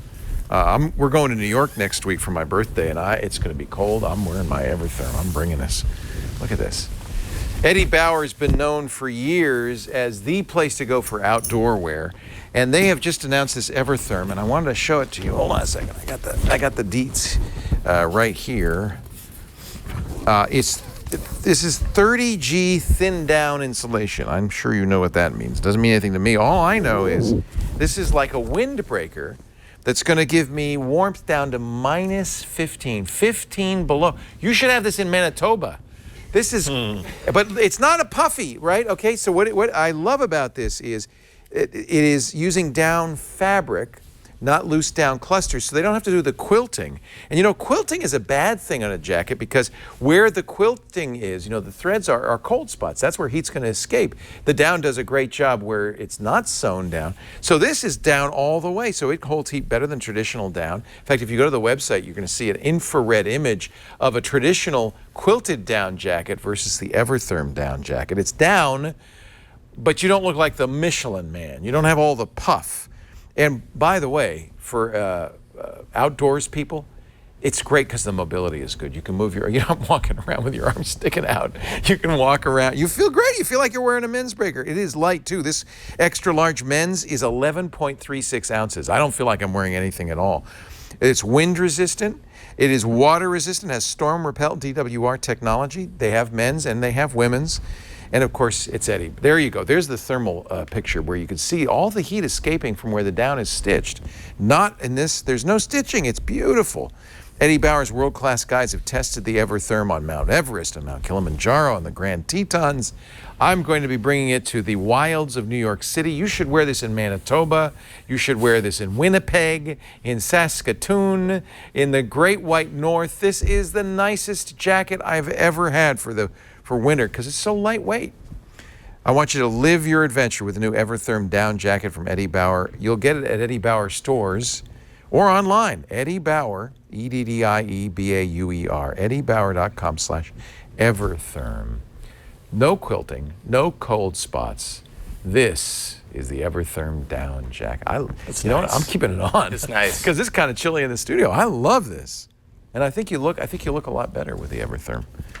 No more Michelin Man puffing. All right, where are we going next? We're going to have a call for help. Yeah. All right, so watch in the miracle of modern television technology.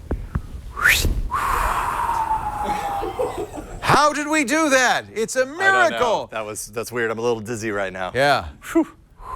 I like this Evertherm. It's now time for a call for help. We got a question. This is actually pre-recorded, but it's definitely for you, from Manuel in Sacramento, California. Hi, Leo. I'm having problems with full-page pop-up ads on my Samsung Galaxy S6 and on my Samsung Galaxy Tab. I don't know where they came from. At first, I thought it was a virus. I don't know where I would have got that from. I'm wondering what apps could cause that, or if that's the new way Google's gonna base their advertising towards, because I think it's really annoying. I would never click on one of those pop-up ads, and it's just scaring me away from Google, essentially. I have not noticed this personally. I see but it on I've heard, websites. I've heard people talk about it. Yeah. So that's the question, and I'm afraid we don't have enough information from Manuel to understand if this is something that happens only when he's in the browser. Right. In which case it would just be a full screen ad. A lot of websites are putting those up these days. It drives me crazy. There's even worse stuff they're doing. Or if it's happening like he's using an app and all of a sudden something pops up. Right. So there's two different answers to that. The question, if you're seeing it in the browser, that's just an ad. There are also sites now that do keep scrolling, and as you scroll up to read something, a big ad comes, and it says, it has to explain, keep scrolling to keep, it's like driving me nuts. And it's because, yeah, it's so bad. you want to know the real reason? Nobody sees these ads. You don't see these ads. We are training our minds to just tune out the ad noise because I want to see this article, and so they have to do more and more, punch the monkey things to get you to see the ad. Yeah. It's terrible. I mean, it could really be a number of things. Like Leo said, it's hard to know exactly where this is coming from. So then it's a matter of looking on your device and seeing if you can figure it out, right? It sounds to me like it could be an installed app with a bad sort of pop-up behavior. So before we go on, in the first case, you can run an ad blocker on the Samsung browser if you're using the Samsung browser. If it's a browser, yes. So if you only see this when you're browsing the web and you're using, by the way, I think the Samsung Internet browser is actually a really good browser compared to, say, Chrome. It's faster than any browser. Yeah. If you're using that, then install the ad blocking plugins, and that should fix that. Well, they even have pop-up blockers within the settings of the Samsung browser that you can activate. So ad blockers will be your friend there. But if it is happening in an app, that's different, and that's what you were about to talk about. Yeah, I mean, and that's where it becomes kind of difficult to know exactly what's generating it. I'm curious to know if this pop-up is appearing over the top of your browser or if it's appearing over the top of your home screen. If it's anything but a browser, right? Then that's it's probably some sort of an app that you have running on your device. There was an app called Peel Remote as one example that was found to be doing this with screen overlays not too long ago. And I think there may have even been a part of the settings in this particular app where you could turn that functionality off. So this is the problem with an open operating system like Android. This would never happen on an iPhone because apps can't affect other apps. Right. But Android, they do let you do that. In fact, there's a specific feature that many security researchers have complained about, and Google said, no, we're not going to take it out. It's the ability to draw over apps, and it's actually a permission you give an app. Now, I know when you install an app like the Peel app, you don't read all the permissions, you don't see. But there is a permission that says draw over apps, and the reason Google doesn't want to take it out, I'm convinced, is because Facebook uses it for the chat heads, the chat bubbles that pop up with Facebook Messenger, and they'll pop up they're like these full screen ads, except that they're just little heads if somebody wants to talk to you, and you can move it around. And you'll notice that pops up no matter what you're doing, in an app, in a lock screen, wherever, you can move them around. So that permission can be turned off. I wish Google would disable it because security researchers point out, one of the things you could pop up is a Google login. You're using a Google phone, and you might give bad guys your Google login. Yeah, and actually, Google is acting on this because it just occurred to me. It was a little less than a week ago. They put out a message about their accessibility API saying that there are lots of apps that use it for things that are not accessibility features. And this would be one of them. Drawing over apps is something that LastPass did for a very long time in order to do the fill-in for password. They're starting to clamp down on that and say, no, look, this can really be used for a lot of negative. So are they going to turn it off? They're enforcing the rules that say that you have to abide by their rules on whether you use this feature, and if so, it's got to follow kind of their accessibility requirements. If you're using it outside of their requirements that developers can take a look at, I think they have something like 30 days to do this. Otherwise, it's going to be removed from the Play Store. You can go into your settings and turn off draw over apps. Yes. Right? Yeah, you can go in on a per app basis. If you go into your settings, go into your apps section, find a particular app that you think might be doing this, and in the settings, there's actually a little toggle for draw over apps, and you can switch that off. It's easy in the case of the Peel app because it's going to do an advertisement sort of for Peel, right? But if you're getting ad choices, that means it's random Google ads, so it may not be tied to the app, so it might be hard to figure out what app's doing it. Yeah, and it's kind of unfortunate because if it's coming from Google's ad network, I would hope that Google would not want to tarnish the Android experience by having those appearing in Android, because I think that looks bad on the platform itself. So maybe that's part of why they're making those changes to the API. There are reasons for it. It's accessibility. There are apps that use it. I mentioned Facebook's Chathead. Somebody in the chat room said Tasker uses it, of course, and you want Tasker to be able to use these things. But it is inherent. I think it's inherently a security problem, and Google has to figure out a way to not turn off accessibility, but still protect you. And it really is annoying. That's terrible. Yeah. So that's two different reasons it could happen. One is turn on your ad blocker and your pop-up blocker in your browser. The other is to look for that draw over apps and turn it off in whatever applications you don't really think need it. Yeah, absolutely. Yeah. And start there. And that's going to be the hard part, is figuring out which app is actually doing that, if it's coming from an app. But we love your tech questions. We love doing Call for Help. We need more tech questions. So here is how you can get your question on the next new screensaver. Need tech help? The new screensavers are here with answers. Email your tech questions to newscreensavers@twit.tv. I'm actually really relieved to hear that Google's addressing it. The first time this came up, we talked about it on Security Now, Google's answer was, no, we're not going to take that out. You know, and I guess if it's accessibility, I could see why they would be reluctant. Well, and also, actually, it just occurred to me that one of the features, like LastPass is a prime example. That feature was being used so that password managers could work within the OS, but now with Oreo, they've worked that into the autofill functionality. So maybe they've done that, and now they're like, okay, the main reason that we were okay with it is now addressed inside the OS. Now let's get all the other people. That's a good way to handle it, which is to find a way that's safe to do it. Yeah. And that's why Android's always evolving, and you know, I'm sure that they will. If there's a functionality that's happening that's really valuable to the ecosystem that you don't get by using those accessibility features, if Google recognizes that, they'll put an API. Let's hope they put an API in to address it. Mailbag's coming up in just a second, but first now this is not a full review. This is going to be a first look at a new home automation system we thought was pretty cool. Megan's going to show you her home installation of the Noon, like the sun at noon, right above Noon, smart lighting system. Watch. I am here with Javad and Katie from Noon Home, and we're going to install the Noon smart lighting. So tell me, what do we have here? Here we have the smart lighting kit, and so this is the starter kit. Over here, you actually have separate individual switches. And so in the kit, what you get here is you get our room director, which coordinates the lighting with the extension switches. And inside, you also get a few different options for wall plates. And then the actual bases, which will actually connect to the wiring in your home. We also provide you with the wall screws that you need, and we also provide the wire nuts. So what I don't see here is any light bulbs.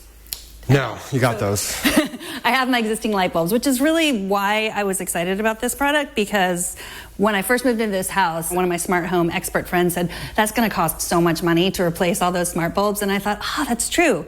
But I don't have to replace any of my bulbs here. Correct. You got your toolbox, let's get started. Awesome.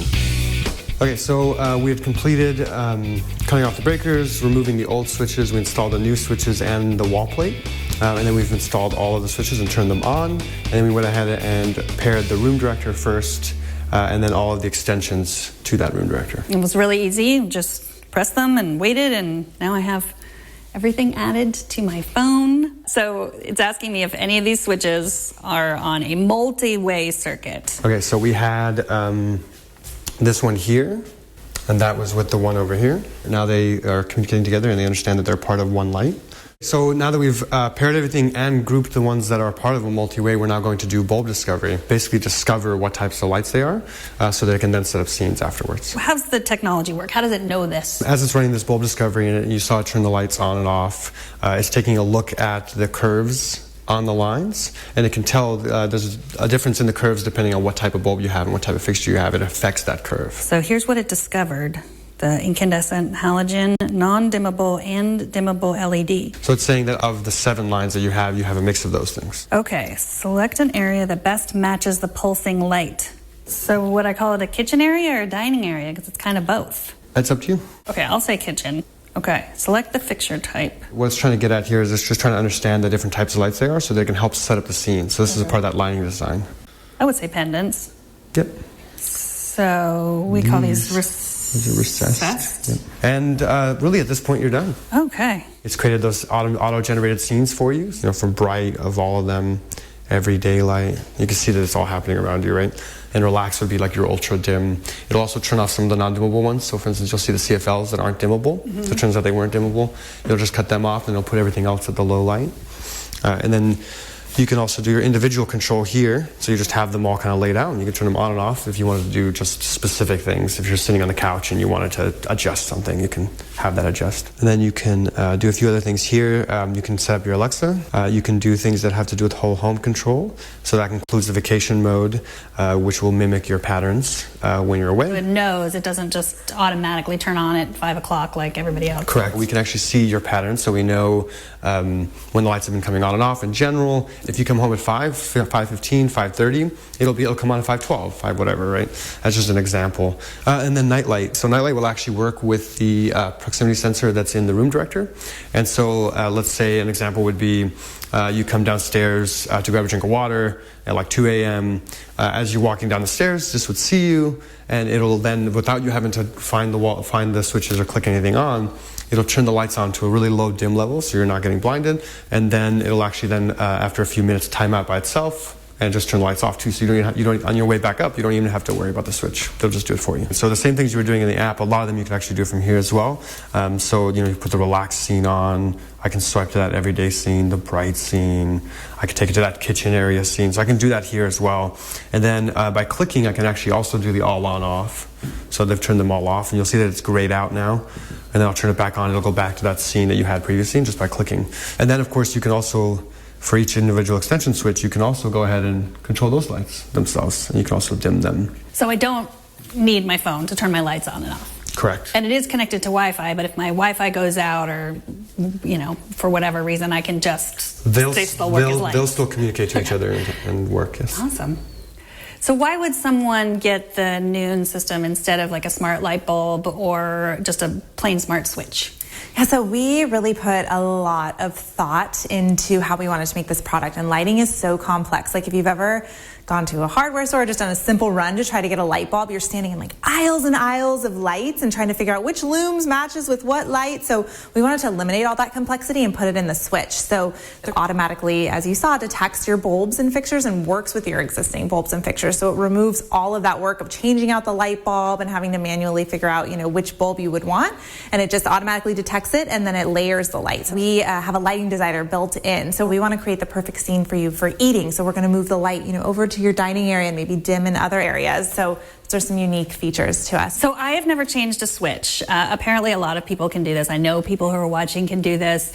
There were a lot of wires and you guys did most of the work. So who's the right person that can just install this themselves? Yeah, we've actually found there's a really high number of people that have switched out a light switch themselves. We actually did some studies and found that 70% of people have changed out a light switch, which is really crazy high. But we wanted to offer a ton of different options. So it's obviously DIY-able, and on our support section of our website, we have this awesome guided installation that can really help take you through step-by-step of how to DIY it yourself. But if you, are uncomfortable with wiring, then we do have a nationwide network of installers that can come out and install it for you. And any electrician can also install it as well.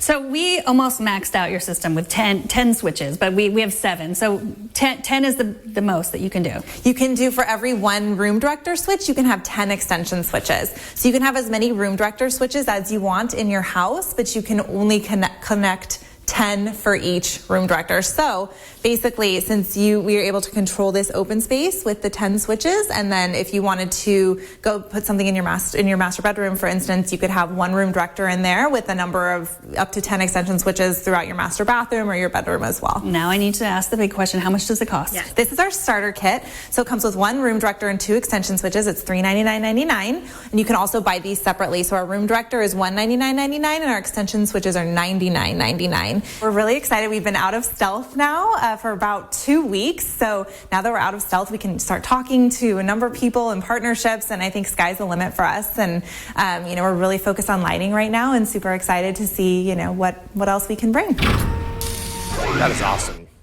Are you going to do it?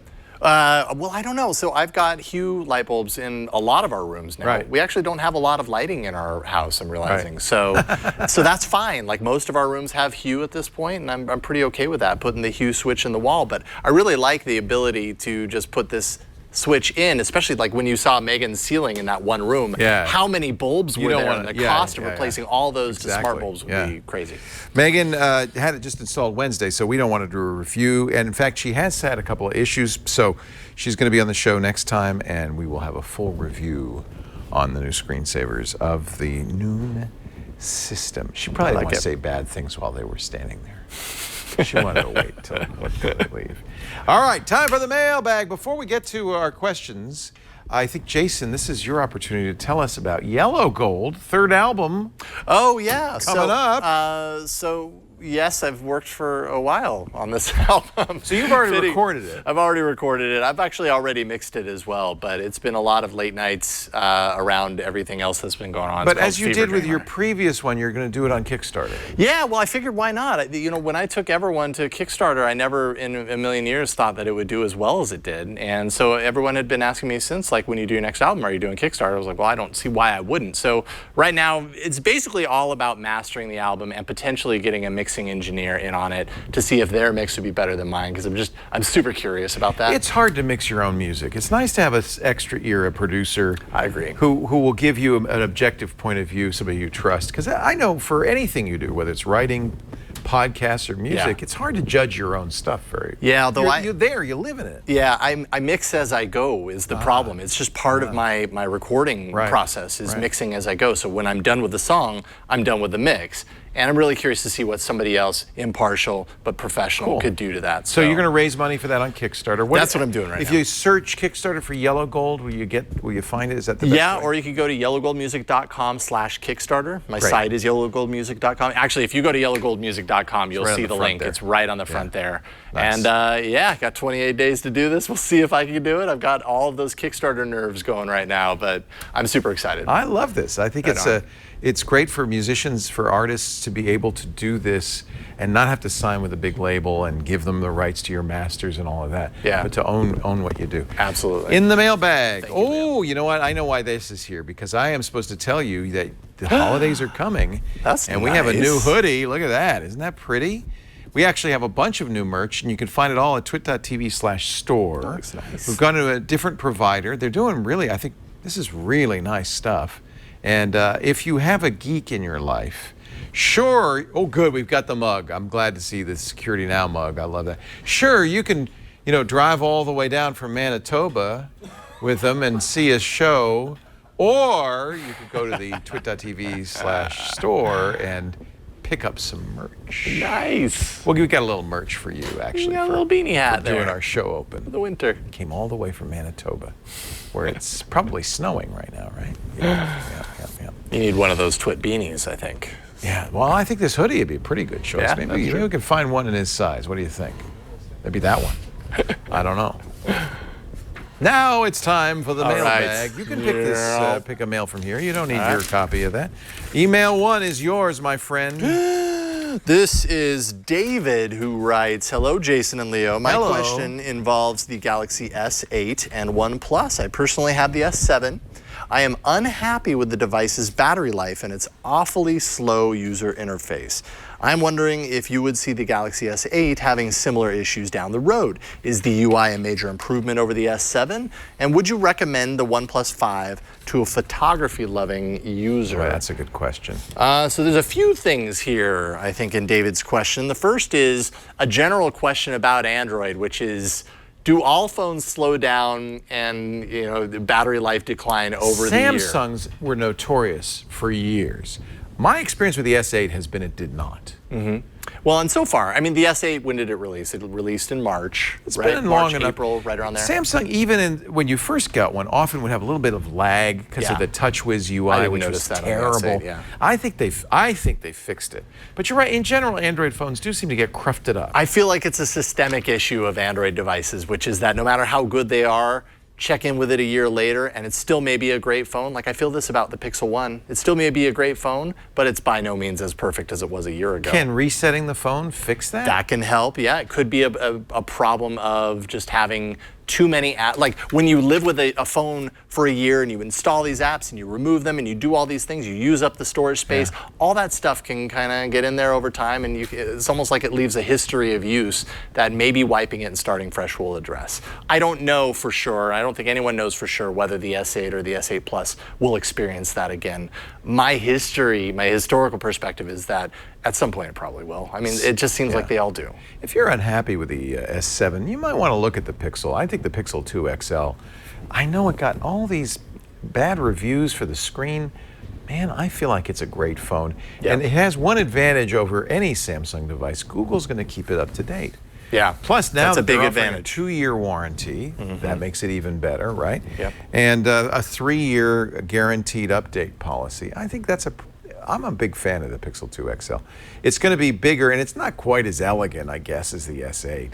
S8 Plus in particular. Yeah. But I don't know. I feel safer with Google. Now, how do you feel comparing those to the OnePlus 5? Because he's asking about the OnePlus 5, which I'm not entirely sure the strategy of OnePlus when they release the 5T, whether the 5 goes away, whether it's a replacement. Well, why would you buy the 5? Exactly. I was going to say, if you're going to get the 5, pony up $20 extra and get the 5T. You get a better phone. You get great camera. That's one of my favorite things of the OnePlus 5, the 5, not the 5T. When I played around with it, is that it has a f1.7 aperture camera, really good in low light. I felt like for its price category of around $500, it was a great camera phone. That's another thing that confuses me about the question. You're talking about two different phones. One's twice as much as the other. So I don't know what your price point is. If you don't mind spending $1,000, get a Pixel 2 XL. If you're going to buy a S8, I'd get a Pixel 2 XL. But if you want to save, I think this OnePlus 5T, and I think the Essential phone was really dealt a bad hand because it had so many problems when it first came out, and people didn't buy it. They in my opinion, fixed those problems. I think it's a beautiful little phone, no bezel. Really feels good in the hand, and they've dropped the price now. You can get it for $450. So if price is an issue, gosh, it's not much anymore. I don't have a lot of experience with the OnePlus 5T, but I think that Essential phone is great. Yeah, and I mean on my my holiday gift guide, that was Essential, your mid-range one. The Essential was my mid-range. But you're going to have a full review of the OnePlus 5T. The 5T, absolutely. I'm gonna do a full review. So you might want to wait for that. I would these days. I really I thought the camera was great on the S8 Plus. I had an S8 Plus. I then moved on to the Note 8, which I also really like. And if you need a stylus, the Note's a great choice. Yeah. But I'm not as crazy about the modifications Samsung makes to their phones. I just feel like it's kind of non-standard. It's hard for me to say. It's true. Yeah. That's true. Here's email number 2 from Doris. Doris says, I'm 82 years old and I'm at home most of the time. I enjoy playing games like Sugar Smash and Cookie Jam, etc. I'm interested in buying a second tablet for games when the first is used up. When the power is used on my iPad. So you want to play like 12, 13, 14 hours a day. The iPad only gets 10 or 11 hours. So you need a second inexpensive tablet. Well, the good news is Apple does offer inexpensive iPads. The base model iPad, which is probably just fine for what you want to do, it starts at $329. And I would look for Black Friday deals. I bet you can even get it lower than that. There are not a lot of, so the other choice would be an Android tablet, right? And I mean, a lot of those main games that you find on iOS are going to be on Android. What's your favorite Android tablet? Well, right now, so Ron Richards, a few weeks ago on the show, actually bought a new tablet. He's a fan of the tablet. There's not a whole lot of tablet options in Android. I wouldn't these get days. the Pixel C, although Google is dropping the price, I think, for Black Friday. Oh, are they? To around the same price as an iPad. I mean, it's like a 2-year-old device now, right? Yeah, I wouldn't get that over the iPad. I'm not sure. Samsung makes pretty nice tablets, right? Samsung has the Tab S3 that's pretty good. It's a little more but it's expensive too. It's the iPad price. So Ron checked out the Asus ZenPad 3S10, and as far as he was saying, he's super excited about that. It's $299. Okay. And 9.7-inch screen, 2048 by 1536, so a high-resolution screen, 4 gigs of RAM, 64 gigs of storage, fingerprint sensor, USB-C with quick charge 3.0. He's all over this thing. So. Now, Doris, here's going to be a problem. you have games that you're playing, you have Right. progress you've made in those games. That's a big challenge. It almost never goes across platforms. So if you were to get and spend another $30 and get an iPad for $329, you could then play the same game at the same point because you're logged into Game Center. Yeah. But if you now go to an Android device, you're going to have a completely new game. Yep. There's no way your saved progress is going to go over to the Android side. And that's on the developers, right? I mean, because the developers Well, there's a could Game Center in potentially- Android, but it's a hard thing to do. Yeah, So I'm Across the not, different yeah, it is on the developer. The developer could do it, and I think there are some games. In fact, I know there are some There are games, some games that let where you do your that. progress is the same on both, but it's not guaranteed. And I think that would be a disappointment to you if you've got to level 43 in Sugar Smash, and all of a sudden you're back at level 1 on your new Android tablet. That would be kind of a bummer. So I think, given the price, I think they call it iPad. There's no iPad number or anything, just iPad for $329. I think that's going to be the best choice for you. Sounds like it. And it's going to give you the best battery life. The game will be exactly the same. I don't think it'll be a problem. I play Words with Friends with my 84-year-old mom, and that you could play on Android or iOS. It doesn't matter. The progress is saved because that's a networked game, and that's not a problem. But I think some of these other games you would have that problem. Or you buy an extension cord. Plug it in. Plug it in, and you can play all day and night. Minute. That $10 extension That's cord. right. I just saved you a lot of money. Just $10 extension cord, you're good to go. No. No. Yeah, somebody's reminding me that The Simpsons, I played on both iOS and Android, and it saved your progress from both games. So it is possible to do it. But nice. And I love that NVIDIA Shield tablet, but that's going to cost more than an iPad. That's the ultimate gaming tablet if you're a serious gamer. I think they've discontinued it now. Anyway, thank you, Doris. We appreciate the call.